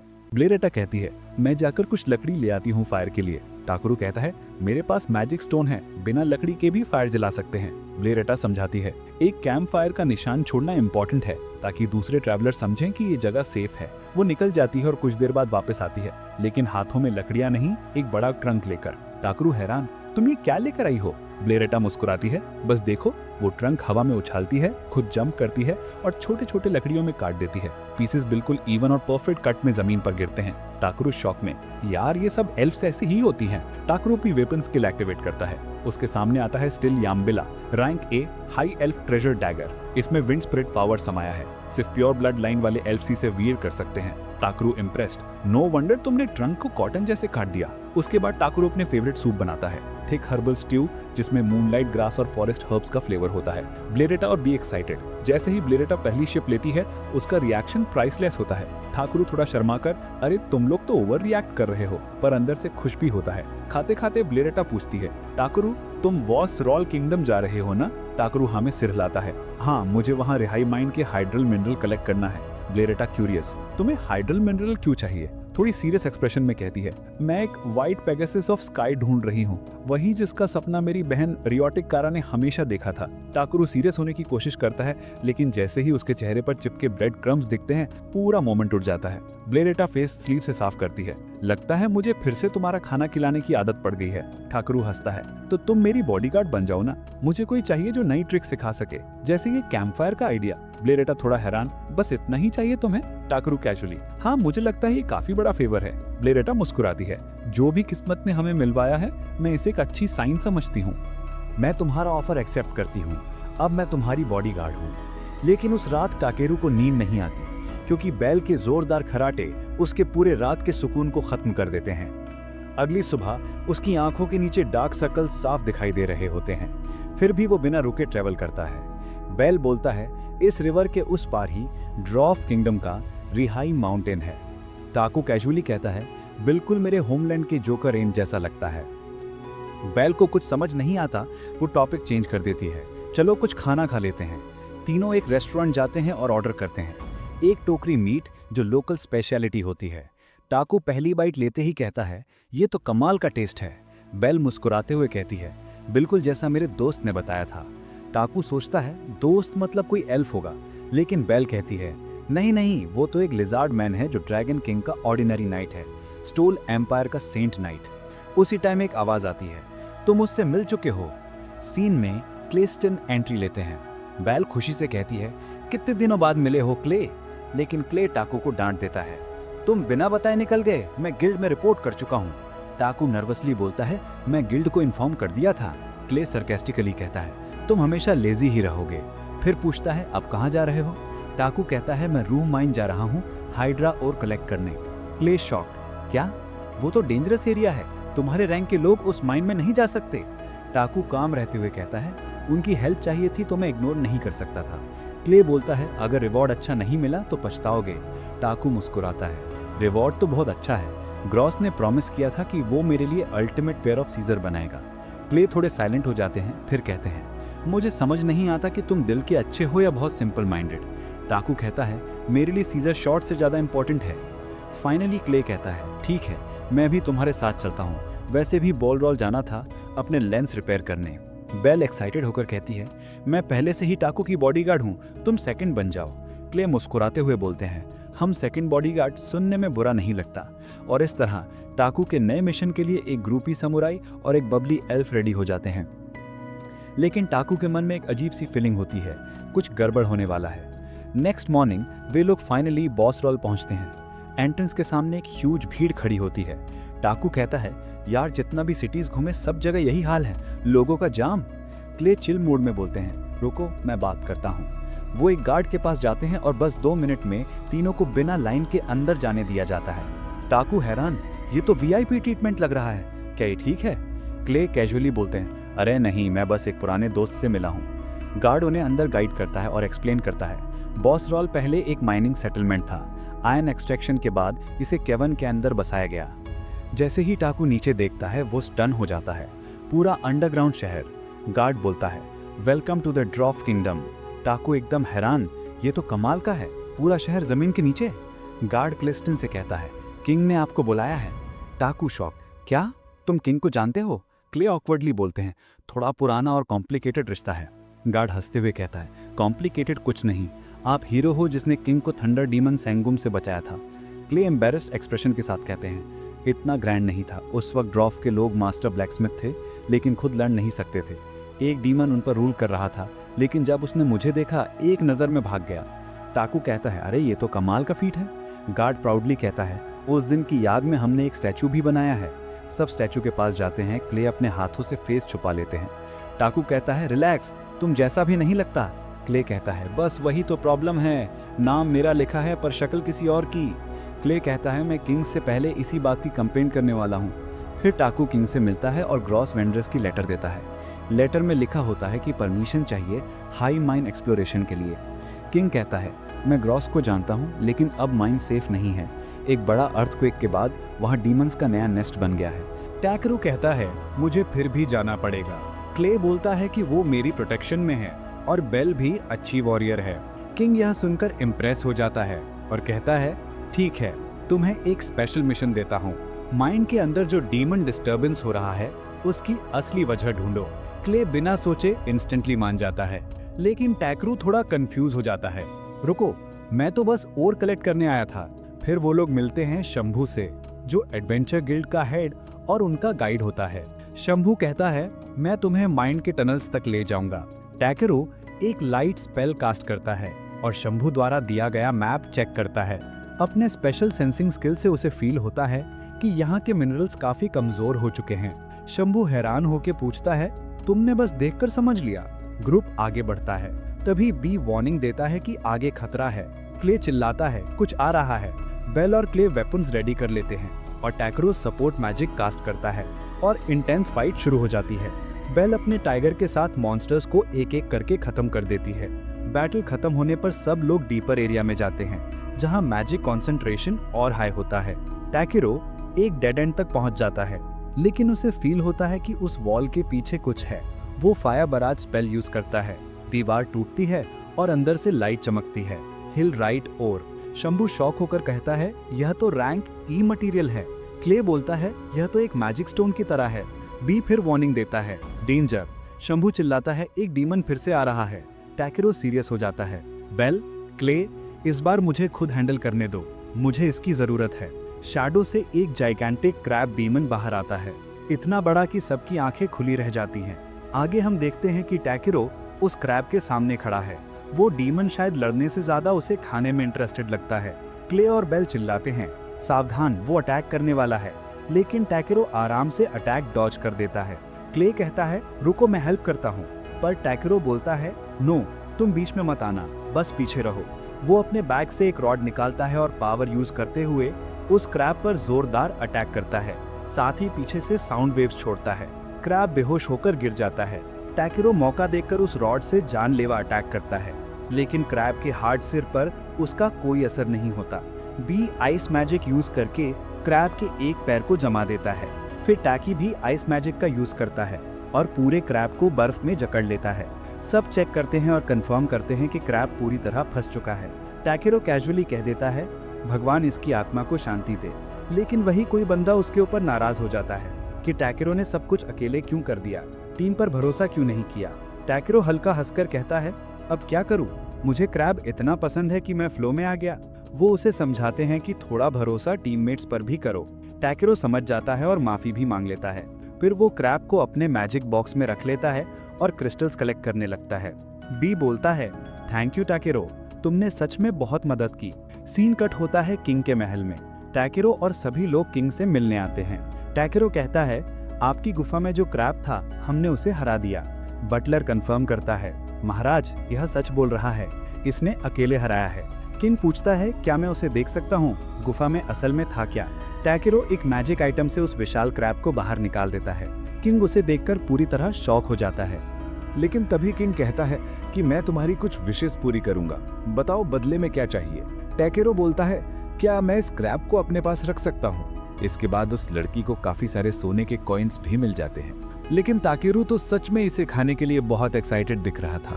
हमें दिखाया जाता है कि उस लड़की को एक ऐसा घोड़ा मिलता है जो उड़ सकता है और उस बंदे को एक बढ़िया भाला मिल जाता है। लड़की कहती है मैं ये घोड़ा अपनी छोटी बहन को देना चाहती हूँ, उसके काम आएगा, बहुत बहुत धन्यवाद। फिर वो उन सभी को बाय कहकर उड़ जाती है। इसके बाद ताकियो भी उस बंदे के साथ वापस गिल्ड की ओर निकल जाता है। गिल्ड में लड़की पूछती है क्या तुम दोनों ने टीम बना ली है, साथ में मिशन कर रहे हो। वो जवाब देता है हाँ तुम सही कह रही हो, हमने एक टीम बना ली है। लड़की कहती है ये तो बहुत अच्छी बात है, मैं गिल्ड मास्टर को बता देती हूँ। ताकेरू पूछता है यार तुमने उससे झूठ क्यों बोला।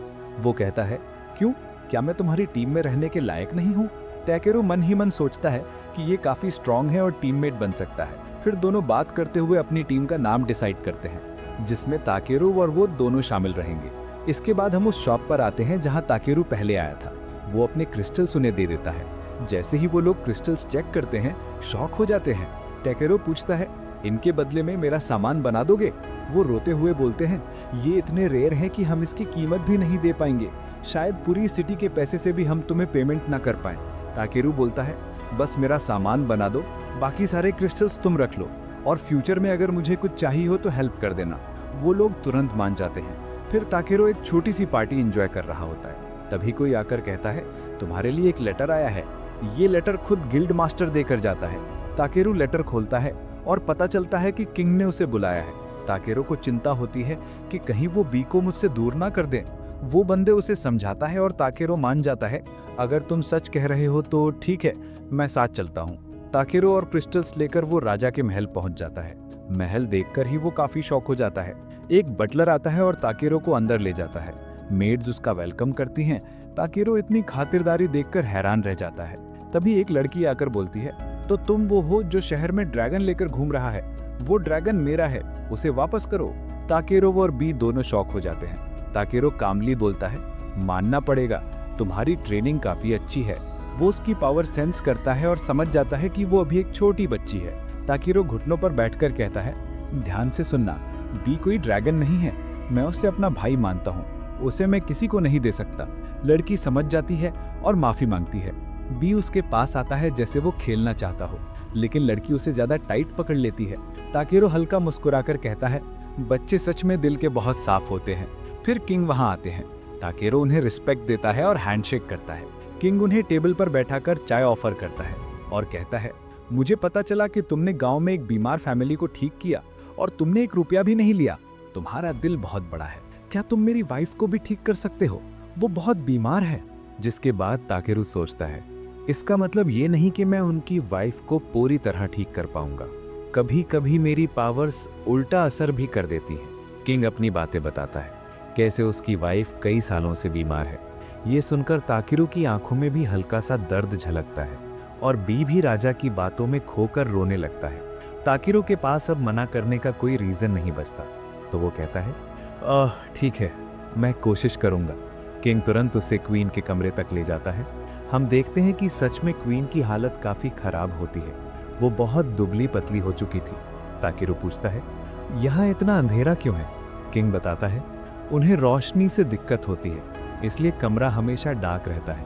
ताकिरू क्वाइटली उनकी हालत चेक करता है और शॉक होकर बोलता है, इसके लंग्स ऑलमोस्ट खत्म हो चुके हैं। मैं शरीर को तो हील कर सकता हूं पर लंग्स को नहीं। वो क्वीन की तरफ देखकर पूछता है, क्या आप सच में ठीक होना चाहती हैं? क्वीन धीमे से मुस्कुराती है, मुझे पता है कि मैं पूरी तरह ठीक नहीं हो पाऊंगी, बस इतना ठीक हो जाऊं कि अपनी बेटी को एक बार फिर अपनी बाहों में ले सकूं। ये सुनकर किंग की आंखें भर जाती हैं। बी भी भावुक होकर पीछे सिर झुका लेता है। अब ताकिरू बिना किसी डाउट के मान जाता है, मैं पूरी कोशिश करूंगा। क्ले सोचता है, क्या ताकिरू वही मैजिक इस्तेमाल करेगा जिससे उसने खुद को हील किया था? ताकिरू कहता है, नहीं, वो मैजिक उसकी सारी मैना खा जाएगा और वो ये सहन नहीं कर पाएगी। अब कमरे की भारी नेगेटिव एनर्जी को कैसे हटाया जाए? ताकिरू कुछ पल सोचता है, फिर क्वीन की आंखों पर एक जेंटल हील स्पेल डालता है। मिस, अपनी आंखें खोलें। क्वीन धीरे धीरे आंखें खोलती हैं और सरप्राइज होती हैं। मुझे तेज रोशनी भी चुभ नहीं रही। फिर ताकिरू अपनी स्टाफ उठाता है और एक क्लींस स्पेल करता है। जैसे ही वो मंत्र बोलता है, पूरे कमरे में तेज हवा घूमती है। सब एकदम शॉक्ड। हवा रुकती है और कमरा एकदम हल्का, साफ और पॉजिटिव फील करने लगता है। बिलमिनेंट घबराते हुए पूछता है, तुम ठीक हो? क्वीन की आंखों में खुशी के आंसू आ जाते हैं। हाँ, मैं ठीक हूँ। क्ले मुस्कुराकर ताकिरू से कहता है, तुमने बहुत अच्छा किया है। लेकिन ताकिरू की एक्सप्रेशन सीरियस रहती है। वो धीमे से क्ले से कहता है, चलो, मुझे तुमसे अकेले में बात करनी है। प्राइवेट कमरे में ताकिरू बताता है कि क्वीन को इवोरा नाम का जहर दिया गया है, धीरे धीरे उनके खाने में मिलाकर। किंग शॉक होकर पूछता है, कोई ऐसा क्यों करेगा? और फिर उसके चेहरे पर डर उतरता है। उसे समझ आ जाता है ये सब किसी की साजिश थी।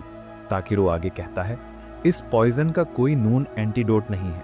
मैं चाहूं भी तो इसे खरीदा नहीं जा सकता। किंग बताता है, आइवोटॉक्सिन एक फॉरबिडन पॉइजन है। सालों पहले इसकी जानकारी खो गई। ना उसका फॉर्मूला, ना उसका इलाज, कोई नहीं जानता अब। ताकिरू गहरी सोच में, तो शायद हमें इस पॉइजन को दोबारा समझना पड़ेगा, तभी क्योर मिल सकता है। क्ले तुरंत कहता है, इतना आसान नहीं है ताकिरू, ये एक लेजेंडरी पॉइजन है। इसी समय बेलमिनेंट को कुछ बहुत महत्वपूर्ण बात याद आती है और उसका चेहरा अचानक बदल जाता है। वो जल्दी जल्दी भागकर अपनी लाइब्रेरी से कुछ पुरानी किताबें निकालता है। उम्मीद करता है कि शायद उनमें उस जहर का कोई जिक्र हो, लेकिन जैसे ही वो किताबें खोलता है तो उसे पता चलता है कि सब एक बहुत पुरानी और अजीब सी भाषा में लिखी गई हैं, जिसे वो बिल्कुल नहीं पढ़ पाता। ये देखकर टकरू धीरे से सांस भरता है और किताबें हाथ में लेकर कहता है, ठीक है, मैं ट्राई करता हूँ। अपनी खास लैंग्वेज स्किल्स की वजह से वो कम से कम किताबों के नाम तो समझ लेता है, लेकिन इतनी मोटी मोटी किताबें जल्दी पढ़ना उसके लिए भी नामुमकिन था। आखिर वो कोई रोबोट तो नहीं, इसलिए वो फैसला करता है कि वो पूरी किताबें पढ़ने की बजाय बस आइवर पॉइजन से जुड़ी बातें ही ढूंढेगा। वो अपनी सर्च स्किल यूज करता है और कुछ पेज पलटते पलटते उसे अचानक एक किताब में आइवर नाम दिखाई देता है। टकरू तुरंत उत्साहित होकर बेलमिनेंट को बुलाता है। इसमें आइवर फ्लावर का जिक्र है, लेकिन पन्नों को पढ़ते हुए वो थोड़ा हंसते हुए कहता है, ये इतना उलझा हुआ लिखा है जैसे किसी छोटे बच्चे ने लिखी डायरी हो। सब हल्का असहज महसूस करते हैं, पर टकरू फिर भी ऊंची आवाज में पढ़ना शुरू करता है। उसमें लिखा था, एक लड़की जड़ी बूटियां ढूंढते ढूंढते एक बड़े झील के पास पहुंची। वहां एक घोड़े जैसे दिखने वाले पत्थर पर बैठकर उसने आराम किया और तभी उसे वहां सुनहरे रंग के आइवर फ्लावर्स खिलते हुए दिखे। इतना सुनते ही क्ले उसकी बात काट देता है, मैं इस जगह को जानता हूँ। बेलमिनेंट चौंककर उसकी तरफ देखता है। क्ले नक्शा निकालता है और एक जगह पर उंगली रखकर कहता है, यहाँ, मैंने यही घोड़े के आकार वाला पत्थर देखा था। वो बताता है कि उस गांव का नाम अशत है। बेलमिनेंट नोट करता है कि वो गांव काफी दूर है, वहां पहुंचने में कम से कम 5 दिन लगेंगे। टकरू बिना वक्त गवाए कहता है, तो हमें तुरंत निकलना होगा, मैडम का इलाज इंतजार नहीं कर सकता। सब जल्द से जल्द तैयारी करने लगते हैं, लेकिन तभी खिड़की से एक नौकर उन्हें जाते देख लेता है। और उसकी शक वाली नजरें साफ दिखाई देती हैं। जाने से पहले टकरू महल के बाहर कुछ मैजिक स्टोन्स रख देता है। क्ले पूछता है, ये क्या कर रहे हो? टकरू शांति से कहता है, ये सिक्योरिटी स्पेल है। अगर हमारी गैर हाजिरी में किसी ने मैडम को नुकसान पहुंचाने की कोशिश की तो मुझे तुरंत पता चल जाएगा। बेलेमिनेंट के चेहरे पर पछतावा साफ दिखता है। उसे अब समझ आता है कि उसने कितना रिस्क लिया हुआ था। तभी ट्यूस दौड़ती हुई आती है। उसकी आंखों में शर्म और थोड़ा सा गिल्ट भरा है। वो जल्दी से टकरू से माफ़ी मांगती है। जब हम पहली बार मिले थे मैंने तुम्हारे साथ बुरा बर्ताव किया था। टकरू थोड़ा चौंकता है लेकिन प्यारी सी मुस्कान के साथ कहता है, हाँ तुम्हारी बातों से मुझे बुरा लगा था, पर तुमने अपनी गलती मान ली, बस वही काफ़ी है। ट्यूस थोड़ा इमोशनल हो जाती है। टकरू उसे समझाता है, जब इंसान किसी की फीलिंग समझने लगे तभी उसके रिश्ते स्ट्रांग बनते हैं। उसकी बातों से ट्यूस की आंखों में पानी आ जाता है। वो सिर हिलाकर थैंक्स कहती है। फिर टकरू उसे थोड़ा सीरियस होकर चेतावनी देता है, जब मैं चला जाऊंगा कुछ बटलर तुम्हें भटकाने की कोशिश करेंगे। किसी भी बात का फैसला करने से पहले हमेशा अपने पापा से पूछना। उसकी बातें सुनकर ट्यूस उसे एकदम अलग नज़र से देखने लगती है, सम्मान भरी नज़र से। फिर टकरू और क्ले घोड़ों पर बैठकर निकल पड़ते हैं। टकरू रफ्तार बढ़ाने के लिए स्पीड स्पेल डाल देता है, लेकिन जादू थोड़ा ज़्यादा स्ट्रांग हो जाता है। क्ले का घोड़ा इतनी तेज दौड़ने लगता है जैसे कोई पागल रोलर कोस्टर हो गया हो। टकरू खुद भी हंसी डर के साथ तेजी से भागते घोड़े को कंट्रोल करने की कोशिश करता है। लंबी राइड के बाद वे आखिरकार अशद गांव पहुंचते हैं। टकरू चारों तरफ बंजर जमीन देखकर सोचता है, यार यहाँ लोग रहते कैसे होंगे? क्ले उदास होकर कहता है, ये जगह पहले बहुत खूबसूरत थी, बहुत रिच थी। कुछ दूरी चलने के बाद वे झील तक पहुंचते हैं जो अब पूरी तरह सूख गया है। टकरू स्कैन स्पेल डालता है और गहरी सांस लेकर कहता है, ये सूखा नेचुरल नहीं है, किसी ने जानबूझकर किया है। उसी वक्त कुछ गांव वाले उन्हें देखते हैं और डलकर पीछे हट जाते हैं। टकरू बहुत पोलाइटली अपना और क्ले का इंट्रो देता है, हम बस एक रेयर फ्लावर ढूंढने आए हैं, कोई नुकसान नहीं है। लेकिन गांव वाले एडवेंचरर शब्द सुनकर और ज़्यादा डर जाते हैं। तब क्ले अपने हाथ का एडवेंचरर ब्रेसलेट दिखाता है। ये देखकर सब समझ जाते हैं कि वे एक ए रैंक पार्टी हैं। डर की वजह से गांव वाले झुक जाते हैं और उनमें से एक तो भूख और कमजोरी से वहीं बेहोश हो जाता है। टकरू तुरंत उसे पकड़ लेता है और समझ जाता है कि यहाँ सब काफी परेशान हैं। वो पूछता है, यहाँ आखिर हो क्या रहा है? गांव के अंदर पहुंचने पर गांव का चीफ उन्हें पूरी कहानी बताता है। 10 महीने पहले अचानक झील का पानी रंग बदलने लगा। कुछ ही समय में सारी मछलियां मर गई और कुएं का पानी भी खराब हो गया। उसी दौरान एक अजीब सा व्यापारी इंगश आया। उसने कहा कि वो पानी देगा, बदले में गोल्डन फ्लावर्स चाहिए। हर एक फूल के बदले वो 60 बैरल पानी देता था, लेकिन वो पानी खेती के लिए काफी नहीं होता था।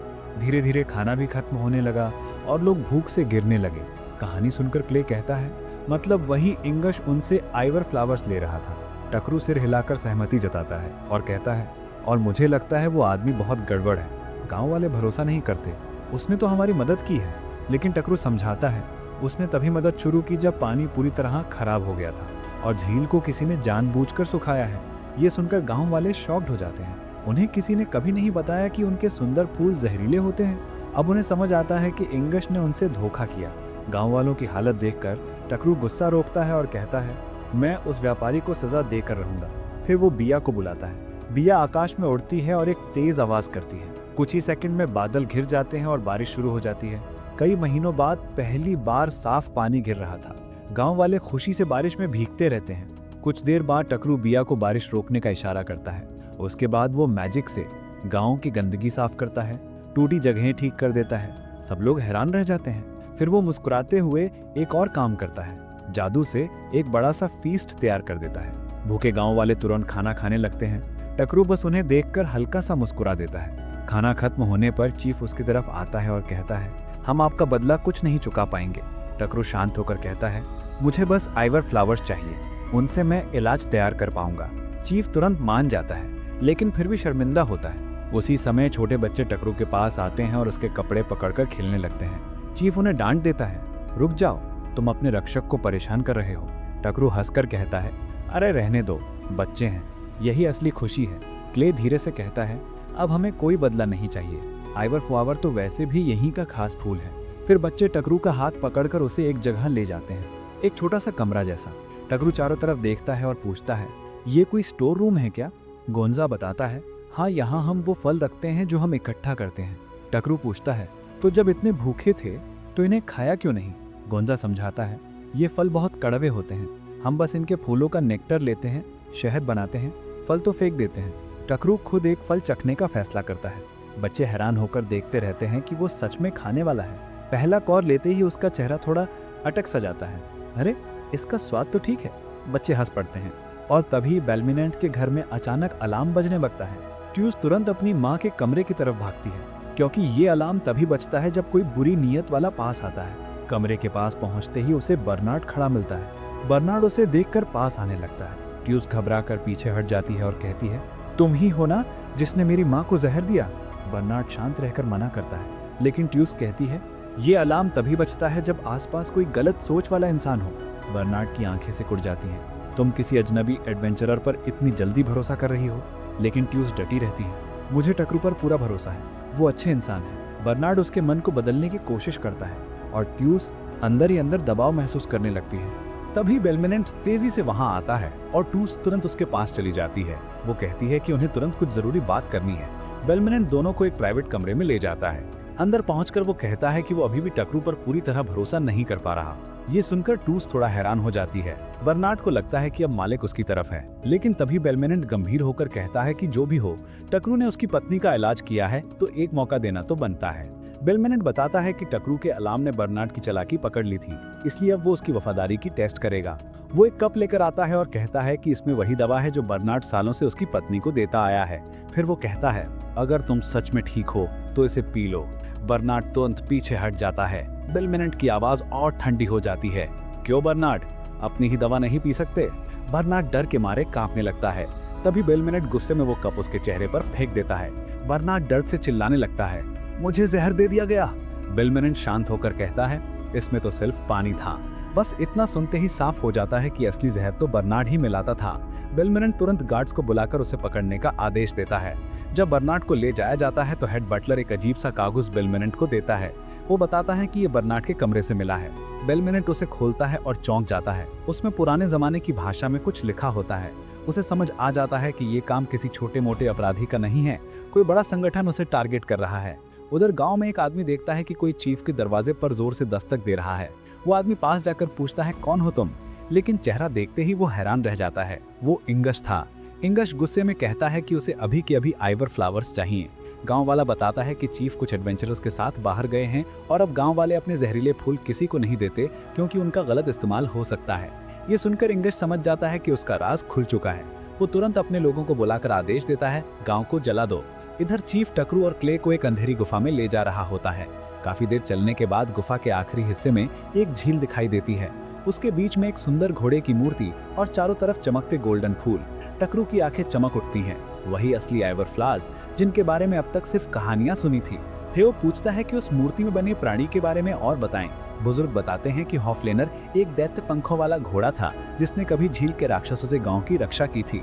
तब से गांव वाले उसे संरक्षक आत्मा मानते हैं और माना जाता है कि उसी के आंसुओं से आइवर फ्लावर्स बने। ये कहानी कई पीढ़ियों से सुनी जा रही है। थियो हिचकिचाते हुए पूछता है कि क्या इन पवित्र फूलों को तोड़ना ठीक होगा, लेकिन चीफ उसे भरोसा दिलाता है कि गांव को बचाने वाले हीरो के रूप में टकरू जितने चाहे उतने फूल ले सकता है। टकरू एक फूल ले लेता है। उसे लगता है कि एंटीडोट बनाने के लिए एक ही काफी होगा।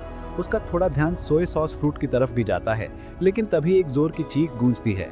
कुछ सेकंड बाद एक घबराया हुआ गांव वाला आता है। गांव पर हमला हो चुका है। आग लगाने वाला कोई और नहीं, व्यापारी इंगिश है। टकरू और क्ले तुरंत चीफ और उस आदमी को लेकर गांव की ओर भागते हैं। वहां पहुंचकर देखते हैं पूरा गांव जल चुका है। धुआं और लपटें आसमान को ढक रहे हैं। टकरू अपनी बी पावर से आग बुझाने में लग जाता है। क्ले लोगों को सुरक्षित जगह ले जाता है। जब आग रुकती है, गांव राख में बदल चुका होता है। लेकिन अच्छा ये होता है कि किसी की जान नहीं गई। जब टकरू पूछता है कि ये सब कैसे शुरू हुआ तो पता चलता है कि इंगिश आइवर फ्लावर मांग रहा था। गांव वालों ने इनकार किया क्योंकि वो जहरीले होते हैं। बस इसी गुस्से में उसने गांव फूंक दिया। टकरू गुस्से में मुट्ठी भींच लेता है। तभी चीफ को याद आता है, घसा, वो बच्चा जिसने टकरू से दोस्ती की थी, गायब है। एक बुजुर्ग बताती है कि इंगिश आग का फायदा उठाकर गसा को उठा ले गया। टकरू तुरंत अपनी खोज शक्ति एक्टिव करता है। उसे एक टूटे पुराने किले जैसी जगह पर लगभग 100 गुंडों की मौजूदगी महसूस होती है। क्ले बिना कुछ सोचे अपने यूनिकॉर्न पर चढ़ जाता है। चीफ उन्हें रोकने की कोशिश करते हैं कि ये बहुत खतरनाक है, लेकिन टकरू वादा करता है, हम गसा को वापस लाएंगे, और वे कैसल में पहुंच जाते हैं। बी आसमान से ऊपर रहकर निगरानी कर रहा होता है। उसे पता चलता है कि अंदर सभी गुंडे पार्टी कर रहे हैं। टेरू अभी प्लान बना ही रहा होता है कि क्ले गुस्से में काइजू 8 में बदल जाता है। क्योंकि बच्चे का अपहरण करके जश्न मनाना उसे बिल्कुल मंजूर नहीं होता। टेरू उसे शांत करता है और दोनों पर अदृश्यता का जादू कर देता है। वे शराब में धुत पहरेदारों को पार करते हुए अंदर घुस जाते हैं। रास्ते में टेरू सबूत के तौर पर कुछ चीजें उठाता भी जाता है, लेकिन उन्हें किसी भी कमरे में गासा नहीं मिलता। इसलिए वे तय करते हैं कि सीधे इंगेज तक जाकर उससे ही सच्चाई निकलवाएंगे।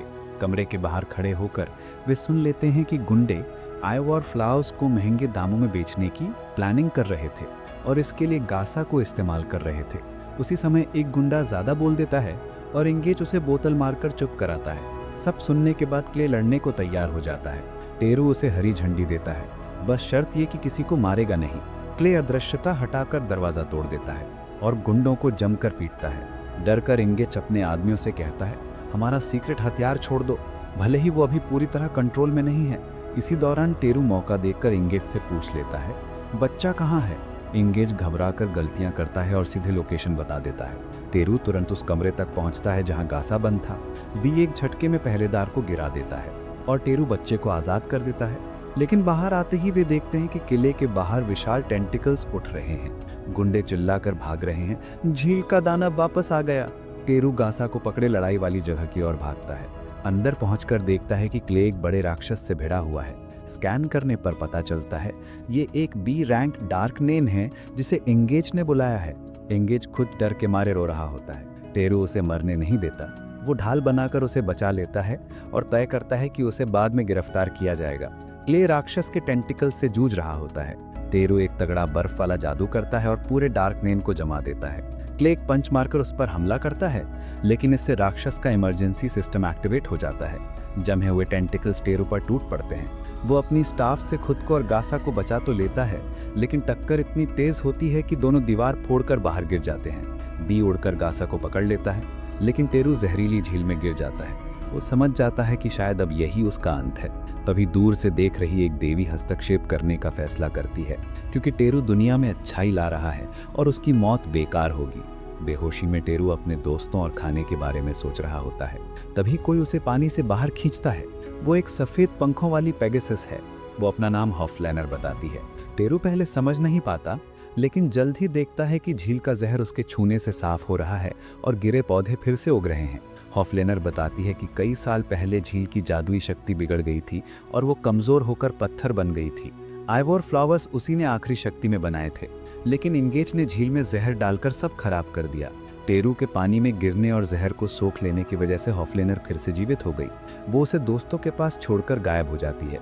टेरू गासा को गांव वापस लाता है। फिर क्ले के साथ जादुई सर्कल का इस्तेमाल कर बेलमिनेंट की हवेली पहुंचकर एंटीडोट बनाकर मोलेटिया को बचा लेता है। सब राहत की सांस लेकर रो पड़ते हैं। टेरू फिर गांव लौटता है और बताता है कि इंगेज को सबूतों सहित स्थानीय लॉर्ड को सौंप दिया गया है। मुखिया भावुक होकर पूछते हैं, तुम्हारा बदला कैसे उतारें? टेरू उन्हें सोया सॉस वाले बटर आलू खिलाता है। मुखिया उसका स्वाद चखकर हैरान रह जाते हैं। टेरू कहता है कि वो उनके सारे सोया सॉस फ्रूट्स खरीदना चाहता है ताकि गांव खेती बढ़ा सके। गांव वाले मान जाते हैं। रास्ते में हॉफलेनर दोबारा दिखाई देती है, इस बार एक खूबसूरत लड़की के रूप में। वो कहती है कि वो टेरू की टीम में शामिल होना चाहती है।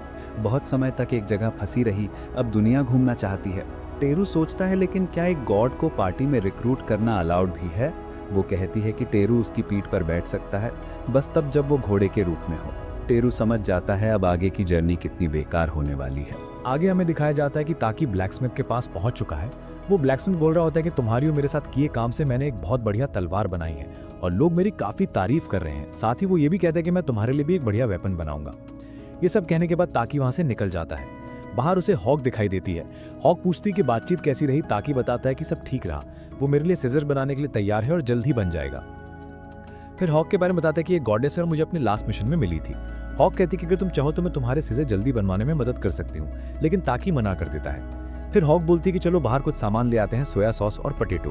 ताकि सोचते कि या मुझे गॉडेस के साथ बाहर जाना चाहिए, और भाई पटेटो सुनते ही बी बहुत खुश हो जाता है। पर हॉक उड़ता बोल देती कि मुझे लगता है बी का पेट भरा है। ये सुनकर बी को गुस्सा आ जाता है। वो कहता है मुझे खाना चाहिए यार। तभी वहां गिल के कुछ लोग आ जाते हैं। अगले सीन में ताकि और हॉक उन्हीं के साथ बैठे होते हैं और वो बताते हैं कि एक कंपटीशन होने वाला है और चाहते हैं कि ताकि उसमें हिस्सा ले। ताकि मना कर देता है क्योंकि उसे इन सब में इंटरेस्ट नहीं, लेकिन गिल वाले कहते हैं कि किसी और की रिक्वेस्ट है और ताकि पूछता है कौन, तो पता चलते हैं कि वही राजा जिसकी वाइफ को ताकि ने लास्ट एपिसोड में ठीक किया था। राजा चाहता है कि ताकि जल्दी रैंक अप करे क्योंकि अभी उसका रैंक कम है। ताकि के पास कोई ऑप्शन नहीं तो वो हाँ कर देता है। अब कंपटीशन शुरू होने वाला था। गिल मास्टर अनाउंस करता है कि ये कंपटीशन राजा लॉयड रखवा रहे हैं क्योंकि वो अपनी वाइफ को एक स्पेशल गिफ्ट देना चाहते हैं, रेनबो रंग वाली भेड़ के बाल। ये इतनी रेयर होती है कि कम से कम ए लेवल की होती है। कोई कनेक्शन या बाहर वालों की मदद नहीं ले सकते, सिर्फ लाइब्रेरी से इन्फो ले सकते हो। ताकि को थोड़ा अजीब लगता है कि टीम साथ नहीं ले जा सकता, रिवॉर्ड भी बहुत बड़ा है। क्लेस्टोन कहता है कि मदद नहीं कर पाएंगे। ताकि पूछते कि क्या मैं मैजिक यूज कर सकता हूँ। क्लेस्टोन बोलता है कि अगर टेलीपोर्टेशन वगैरह किया तो चीटिंग लगेगी। ताकि सोचता है ये सही और ऐसे मैजिक से मना कर देता है। फिर हमें बी दिखाया जाता है जो ताकि को छोड़ ही नहीं रहा और रो रहा होता है। हॉक मना से उसे सुला देती है और ताकि लाइब्रेरी में जाके भेड़ के बारे में इन्फो निकालता है। फिर वो स्पीड से भागता है मैजिक यूज करते हुए। वो सोचता है कि इतने टाइम बाद अकेले काम कर रहा हूँ, बी घर पर क्या कर रहा होगा। हम देखते हैं बी उदास भी है और साथ ही जबरदस्त खाने भी लगा है। हॉक और बी आपस में लड़ पड़ते हैं, दोनों हड्डी। क्लेस्टोन उनको शांत कर देता है क्योंकि ताकि ने पहले ही कहा था कि अगर दोनों लड़े तो थोड़ी तारीफ कर देना, तो दोनों शांत हो जाते हैं। दूसरे दिन ताकि जंगल में कैंप के बाद आगे बढ़ता है और उसे कई शीप दिखती हैं। वो डी रैंक की थी इसलिए काम की नहीं। फिर रेनबो शिप मिलते हैं, वो पावरफुल और फास्ट होती हैं। ताकि उनकी लैंग्वेज में बात करते हैं और थोड़ा सा बाल मांगता है। शिप्स को उसके बात करने का तरीका पसंद आता है और वो उससे ज्यादा ही बाल दे देते हैं। ताकि वापस लौटने लगता है। रास्ते में उसे बहुत बड़ा ड्रैगन दिखता है। वो सोचता है क्या बी भी आगे जाके इतना खतरनाक होगा। फिर वो लोकेशन पर पहुंचता है। बी उसे देख के रो पड़ता है, बहुत खुश। गिल मास्टर बताता है कि ताकि सबसे पहले रेनबो शिप के बाल लेकर आए, इसलिए वो विनर है और अब उसे एफ से बी रैंक तक के कोई भी क्वेस्ट ले सकता है। सब खुश। गिल मास्टर समझाते हैं कि जो भी चीज मार्केट में लाओ उसके रेट में बहुत ज्यादा मत खेलना ताकि मार्केट खराब ना हो। और फिर एक बंदा कहता है कि तुम जितना काम करोगे उतने पैसे मिलेंगे। सब चाहते हैं कि वो ये रैंक एक्सेप्ट कर ले। ताकि मान जाता है और उसे बैंड मिल जाता है। तभी रैबिट गर्ल दौड़ते हुए आती है और बताती है कि जंगल से बड़ा मॉन्स्टर शहर की ओर आ रहा है। गिल मास्टर कहता है कि ताकि तुम्हारा पहला मिशन मिल गया। ताकि रेडी हो जाता है।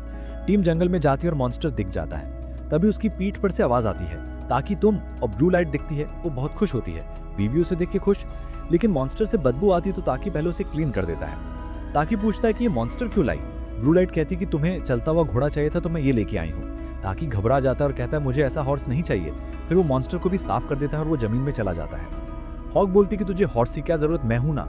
ये सुन के ब्लू लाइट शॉक हो जाती है और पूछती कि ये लड़की कौन है। ताकि कहता है कि पहले गिल में चलो, वहीं बात करेंगे। गिल में पहुंच के वो हॉक के बारे में सब बता देता है। ब्लू लाइट पूछती है क्या मैं तुम्हारी टीम ज्वाइन कर सकती हूँ। ताकि मान जाता है क्योंकि वो खुद भी चाहता था। ब्लू लाइट बताती कि वो ए रैंक बन चुकी है और उसे अपनी बहन को ढूंढना है जो घर से भाग गई है। उसकी बहन को एक ट्री के लिए सैक्रिफाइस करना था, लेकिन उससे पहले शादी और बच्चा। जब उसे पता लगा तो वो भाग गई। वो किसी और से शादी नहीं करना चाहती थी। ब्लू लाइट कहती कि मैं जबरदस्ती नहीं करूंगी, बस जानना है कि वो क्यों भागी, क्योंकि वो बहुत प्योर है और तैयार नहीं थी। ताकि टीम से पूछते और सब लोग हेल्प करने को तैयार। फिर वो एल्फ किंगडम की ओर निकलते हैं। हॉक हॉर्स बन के सबको फॉरेस्ट के अंदर ले जाती है। ब्लू लाइट एक मैजिक सर्कल बनाती है और कहती कि सब टच करो। हॉक और ताकि थोड़ा देर से जाते हैं। हॉक बोलती कि ब्लू लाइट देखने में अच्छी है लेकिन उसके अंदर एक डार्क साइड भी है जो वो नहीं दिखा रही। ताकि हैरान। अब सब एल्फ किंगडम पहुंचते हैं और ताकि उस जगह को देख के चौंक जाता है। ब्लू लाइट बोलती कि इतना टाइम क्यों लगा। ताकि कहता है कि मैं तो पीछे ही था। तभी उन पे एरो से अटैक होता है।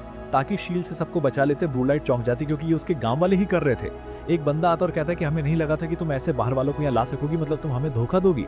ताकि के दिमाग में सीधे वो बात घूमती है कि क्या सच में ब्लू लाइट का कोई डार्क साइड है। और आगे हम वही बंदा देखते हैं जो उन सभी को काफ़ी ज़्यादा धमकी दे रहा था और खासकर ब्लू लाइट को बोल रहा था कि तुम इन सभी इंसानों को यहाँ पे कैसे लेके आ सकते हो। और इंसान के साथ काफ़ी ज़्यादा क्रीचर भी थे।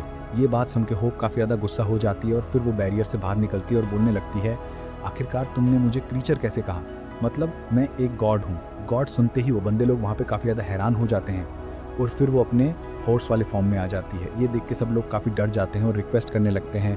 लेकिन अभी होप गुस्सा हो चुकी थी और अब बोलती है, मैं तुम सभी को अभी सज़ा देने वाली हूँ। और फिर वो आसमान से बिजली गिराती है जो उन सभी बंदों के ऊपर पड़ती है। बंदों की हालत काफ़ी ख़राब हो जाती है। ये सब देख के बी को काफ़ी ज़्यादा अच्छा लगता है वहाँ पे। अभी एल्फ लोग फिर से माफ़ी मांगने लगते हैं और होप एक तरह से माफ़ तो कर देती है, लेकिन वो बोलती है मुझे ऐसा लगता है कि तुम लोग काफ़ी ज़्यादा कमज़ोर हो गए हो क्योंकि तुम्हें पता ही नहीं चला कि आखिरकार मैं कौन हूँ। इसके बाद ताकिरो भी काफ़ी ज़्यादा हैरान हो जाता है कि होप की बातें इनको समझ में भी आ रही हैं। मतलब होप की बातें सब लोगों को एक तरह से समझ में नहीं आती। फिर ताकिरो बोलता है, मैं तुम लोगों को होप की बातें समझाने की कोशिश करता हूँ। ये सुन के सब लोग और ज़्यादा हैरान हो जाते हैं। ताकिरो को देख के वो बोलता है, तुम लोगों को हैरान होने की ज़रूरत नहीं है, मैं एक एडवेंचरर हूँ। और फिर वो अपना बैंड दिखाता है। F2 A रैंक बैंड देख के सब लोग काफ़ी ज़्यादा हैरान हो जाते हैं, सभी एल्फ वहाँ पे। और ताकिरो बोलता है, ब्लू लाइट हमारी टीम का पार्ट है और उसको मदद चाहिए थी, इस वजह से हम सब यहाँ पे इसकी मदद करने आए हैं। और फिर एल्फ बोलता है, मैं यहाँ का गार्ड हूँ। ये देख के वहाँ पे बाहर के लोग काफ़ी ज़्यादा घबरा जाते हैं। वो अपने साथ सबको चलने के लिए बोलता है और सब लोग वहाँ पे जा रहे होते हैं। होप ताकेरो से बोलती है मुझे यहाँ पे काफ़ी ज़्यादा अजीब सा फील हो रहा है, मतलब इस फॉरेस्ट के अंदर। ताकेरो बोलता है मुझे तो ऐसा कुछ फील नहीं हो रहा। रास्ते में चलने के दौरान ताकेरो और बाकी लोग नेचर को देखते हैं जो सच में उनको काफ़ी ज़्यादा कमाल का लग रहा था। फिर वो लोग एक बड़े से पेड़ के पास पहुँचते हैं। ताकेरो हैरान हो जाता है और पूछता है कि आखिर यहाँ पे मैजिक इतना ज़्यादा क्यों है, मतलब एरिया में मैजिक काफ़ी ज़्यादा था और कोई भी वहाँ पे आंसर नहीं दे रहा था। एल्फ बोलता है अगर तुम्हें कैसल के अंदर जाना है तो पहले तुम्हें सबको नहाना पड़ेगा, प्योर होना पड़ेगा। ताकेरो मस्ती में माफ़ी मांगता है और फिर क्लीनिंग मैजिक का यूज़ करता है। सब लोग वहाँ पे एकदम क्लीन हो जाते हैं। एल्फ लोग को कुछ समझ नहीं आता और वो बोलते हैं आखिर तुमने क्या किया। होप ताकेरो को काफ़ी ज़्यादा तारीफ करती है और बोलती है तुम सच में काफ़ी ज़्यादा कमाल के हो। ताकेरो काफ़ी कंफ्यूज होता है मैजिक को लेके और ग्रोलाइट सबको अंदर ले जाती है और बताती है इस ट्री को लाइफ ट्री कहते हैं। इसके अंदर उनका घर था। हाई लाइफ जो होता है वो सब वहाँ रहते थे, नॉर्मल लोगों को यहाँ आने की परमिशन नहीं थी। ग्रोलाइट बोलती है मैं हाई एल्फ में से एक हूँ, यहाँ पे एक पनिशमेंट होती है, मतलब कोई भी हाई एल्फ इस जगह को छोड़ के नहीं जा सकता, लेकिन मैं छोड़ के चली गई थी, इस वजह से शायद मुझे यहाँ पे पनिशमेंट मिल सकता था। होप बोलती है इसके बारे में मैंने अभी तक किसी को नहीं बताया। ताकेरो बोलता है तो क्या हो गया, इससे हमें फ़र्क नहीं पड़ता। फिर क्लस्टोन बोलता है कि जो एल्फ होता है वो अपने ब्लड लाइन के लिए काफ़ी सीरियस होता है, स्ट्रिक्ट होते हैं, कोई रूल नहीं तोड़ सकता। ये रूल तोड़ना काफ़ी बड़ा था, शायद पनिशमेंट मिल सकता था। ताकेरो बोलता है तुम्हारा रूल तोड़ने पे कोई प्रॉब्लम हो गई। ग्रोलाइट बोलती है नहीं, ऐसा कुछ भी नहीं हुआ। ताकेरो बोलता है देखो रूल फॉलो करना अच्छा है, लेकिन कभी कभी रूल तोड़ के भी हम अच्छी लाइफ जी सकते हैं। तुमने जो रूल तोड़ा वो पुराना था और किसी को प्रॉब्लम नहीं हुई, मैं ये भी मानता हूँ। ग्रोलाइट को ये सुन के काफ़ी अच्छा लगता है। क्लस्टोन भी बोलता है ताकेरो ने सही कहा, रूल से पहले मैं खुद को रखता हूँ। ग्रोलाइट रो पड़ती है और बोलती है मुझे लगता है कि इसके बारे में मुझे तुम्हें पहले बता देना चाहिए था। फिर सब लोग आगे कैसल की तरफ जाते हैं। वहाँ पे एक लड़कियाँ बना आती है। ग्रोलाइट बोलती है क्या तुम मेरे भाई को यहाँ पे लेके आ सकती हो। इस बीच ताकेरो चाय पी रहा था और उसका टेस्ट बिल्कुल रियल वर्ड जैसे लगता है। ग्रोलाइट का भाई आता है, हाइट काफ़ी छोटी है। ताकेरो हैरान हो जाता है, सोचता है भाई ये बड़ा है या छोटा। ग्रोलाइट भाई को हक करने जा रही है लेकिन वो मना कर देता है कि तुम ऐसा मत करो, तुम्हारी एनर्जी ज़्यादा है। ग्रोलाइट अपने भाई को सबसे मिलवाती है। भाई अपना नाम बताता है और बोलता है मुझे किसी भी नाम से बुला सकते हो। ताकेरो बोलता है क्या मैं तुम्हें मिस्टर आर कह सकता हूँ। भाई बोलता है हाँ, ये मुझे अच्छा लगेगा। आर बोलता है मुझे पता है कि तुम सबके बीच में एक गॉडेस्ट है, क्या मैं उनसे मिल सकता हूँ। होप के बारे में सुन के वो आर से माफ़ी मांगता है। ताकेरो सोचता है कि ये लोग होप को इतना बड़ा गॉड क्यों मान रहे हैं। आर्मी बोलता है मुझे माफ़ करो, हम छोटे से क्रीचर हैं। ब्रूलेट का भाई बोल के चुप करवा देता है, हमारी फैमिली पे एक कर्स है। ताकेरो हैरान हो जाता है। ब्रूलेट इमोशनल हो जाती है और बोलती है मैं हेल्प करना चाहती हूँ पर नहीं कर पा रही। बी बोलता है तुम्हें रोने की ज़रूरत नहीं है। फिर पता चलता है कि ब्रूलेट लड़का है और अंदर लड़कों वाले गुण हैं। क्लस्टोन कहता है कि हाँ हमें पता था कि एल्फ में 2 जेंडर होते हैं। आर बताता है ये कर्स मेरे ऊपर है, मैं नहीं चाहता कि फैमिली पे भी लगे। आर एक बड़ा मैजिकल क्रिस्टल बनाता है। ताकेरो बोलता है तुम इसे टच करो, शुरू हो जाएगा। क्रिस्टल आसमान में जाके मैजिक प्योरीफाई करता है। ब्रूलाइट बोलती है सच में ताकेरो तुम कमाल के हो। आर बोलता है तुम ही वो इंसान हो जिसके बारे में किताब में लिखा गया था। फ्यूचर के बारे में बताता है और लिखा था कि आसमान सूख जाएगा और दुनिया में कहलाएगा। ताकेरो सोचता है ये हो सकता है पर अभी समझ नहीं आ रहा। सब लोग बातें करते हैं, एंजॉय करते हैं। ब्रूलाइट मिशन के बारे में याद करती है और नहाने के बाद निकलती है। लाइफ ट्री के अंदर मैजिक काफ़ी इंप्रूव्ड है। अबर आती है और बताती है कि कर्स नोबल ब्लड में ही था और 50 साल बाद ज़्यादा स्प्रेड हुआ। ताकेरो सोचता है मुझे इसका जुगाड़ करना होगा, इसका इलाज ढूंढना होगा। नेक्स्ट डे ताकेरो क्वीन के पास जाता है। क्वीन और ताकेरो की पावर देख के हैरान हो जाती है। छोटा एंशिएंट ड्रैगन देख के और ज़्यादा हैरान होती है। बी बोलता है ये अलाउड है, जो चाहे कर सकता है। ताकेरो पूछता है मैजिक इतना थिक कैसे हो गया। क्वीन बोलती है करंट्स के झटके की वजह से मॉन्स्टर जग गया है। ताकेरो बोलता है please help. Takero magical circle create करता है जिससे बाहर के लोग बातें नहीं सुन सकते। सबकी जीन स्कैन करता है। अबर के हस्बैंड का सेकंड ब्रदर है। ताकेरो को समझ आता है कि फैमिली सुपीरियर है, ब्लड लाइन के अंदर ही शादी होती है और अगर कर्स को ठीक करना है तो दूसरे ब्लड लाइन के साथ शादी करनी होगी। ब्रूलाइट इमोशनल हो जाती है। बी शांत करता है। ताकेरो बोलता है हम फैमिली को कैसे बताएंगे। ब्रूलाइट बोलती है अगर मेरी हेल्प से बात करो तो शायद सुन लेंगे। ताकेरो बोलता है मुझे नहीं लगता। होप हेल्प करने को रेडी हो जाती है लेकिन उसके लिए ताकेरो को स्वीट पोटैटो और सॉस देना पड़ेगा। सब लोग हंस पड़ते हैं और बोलते हैं हम ज़रूर देंगे।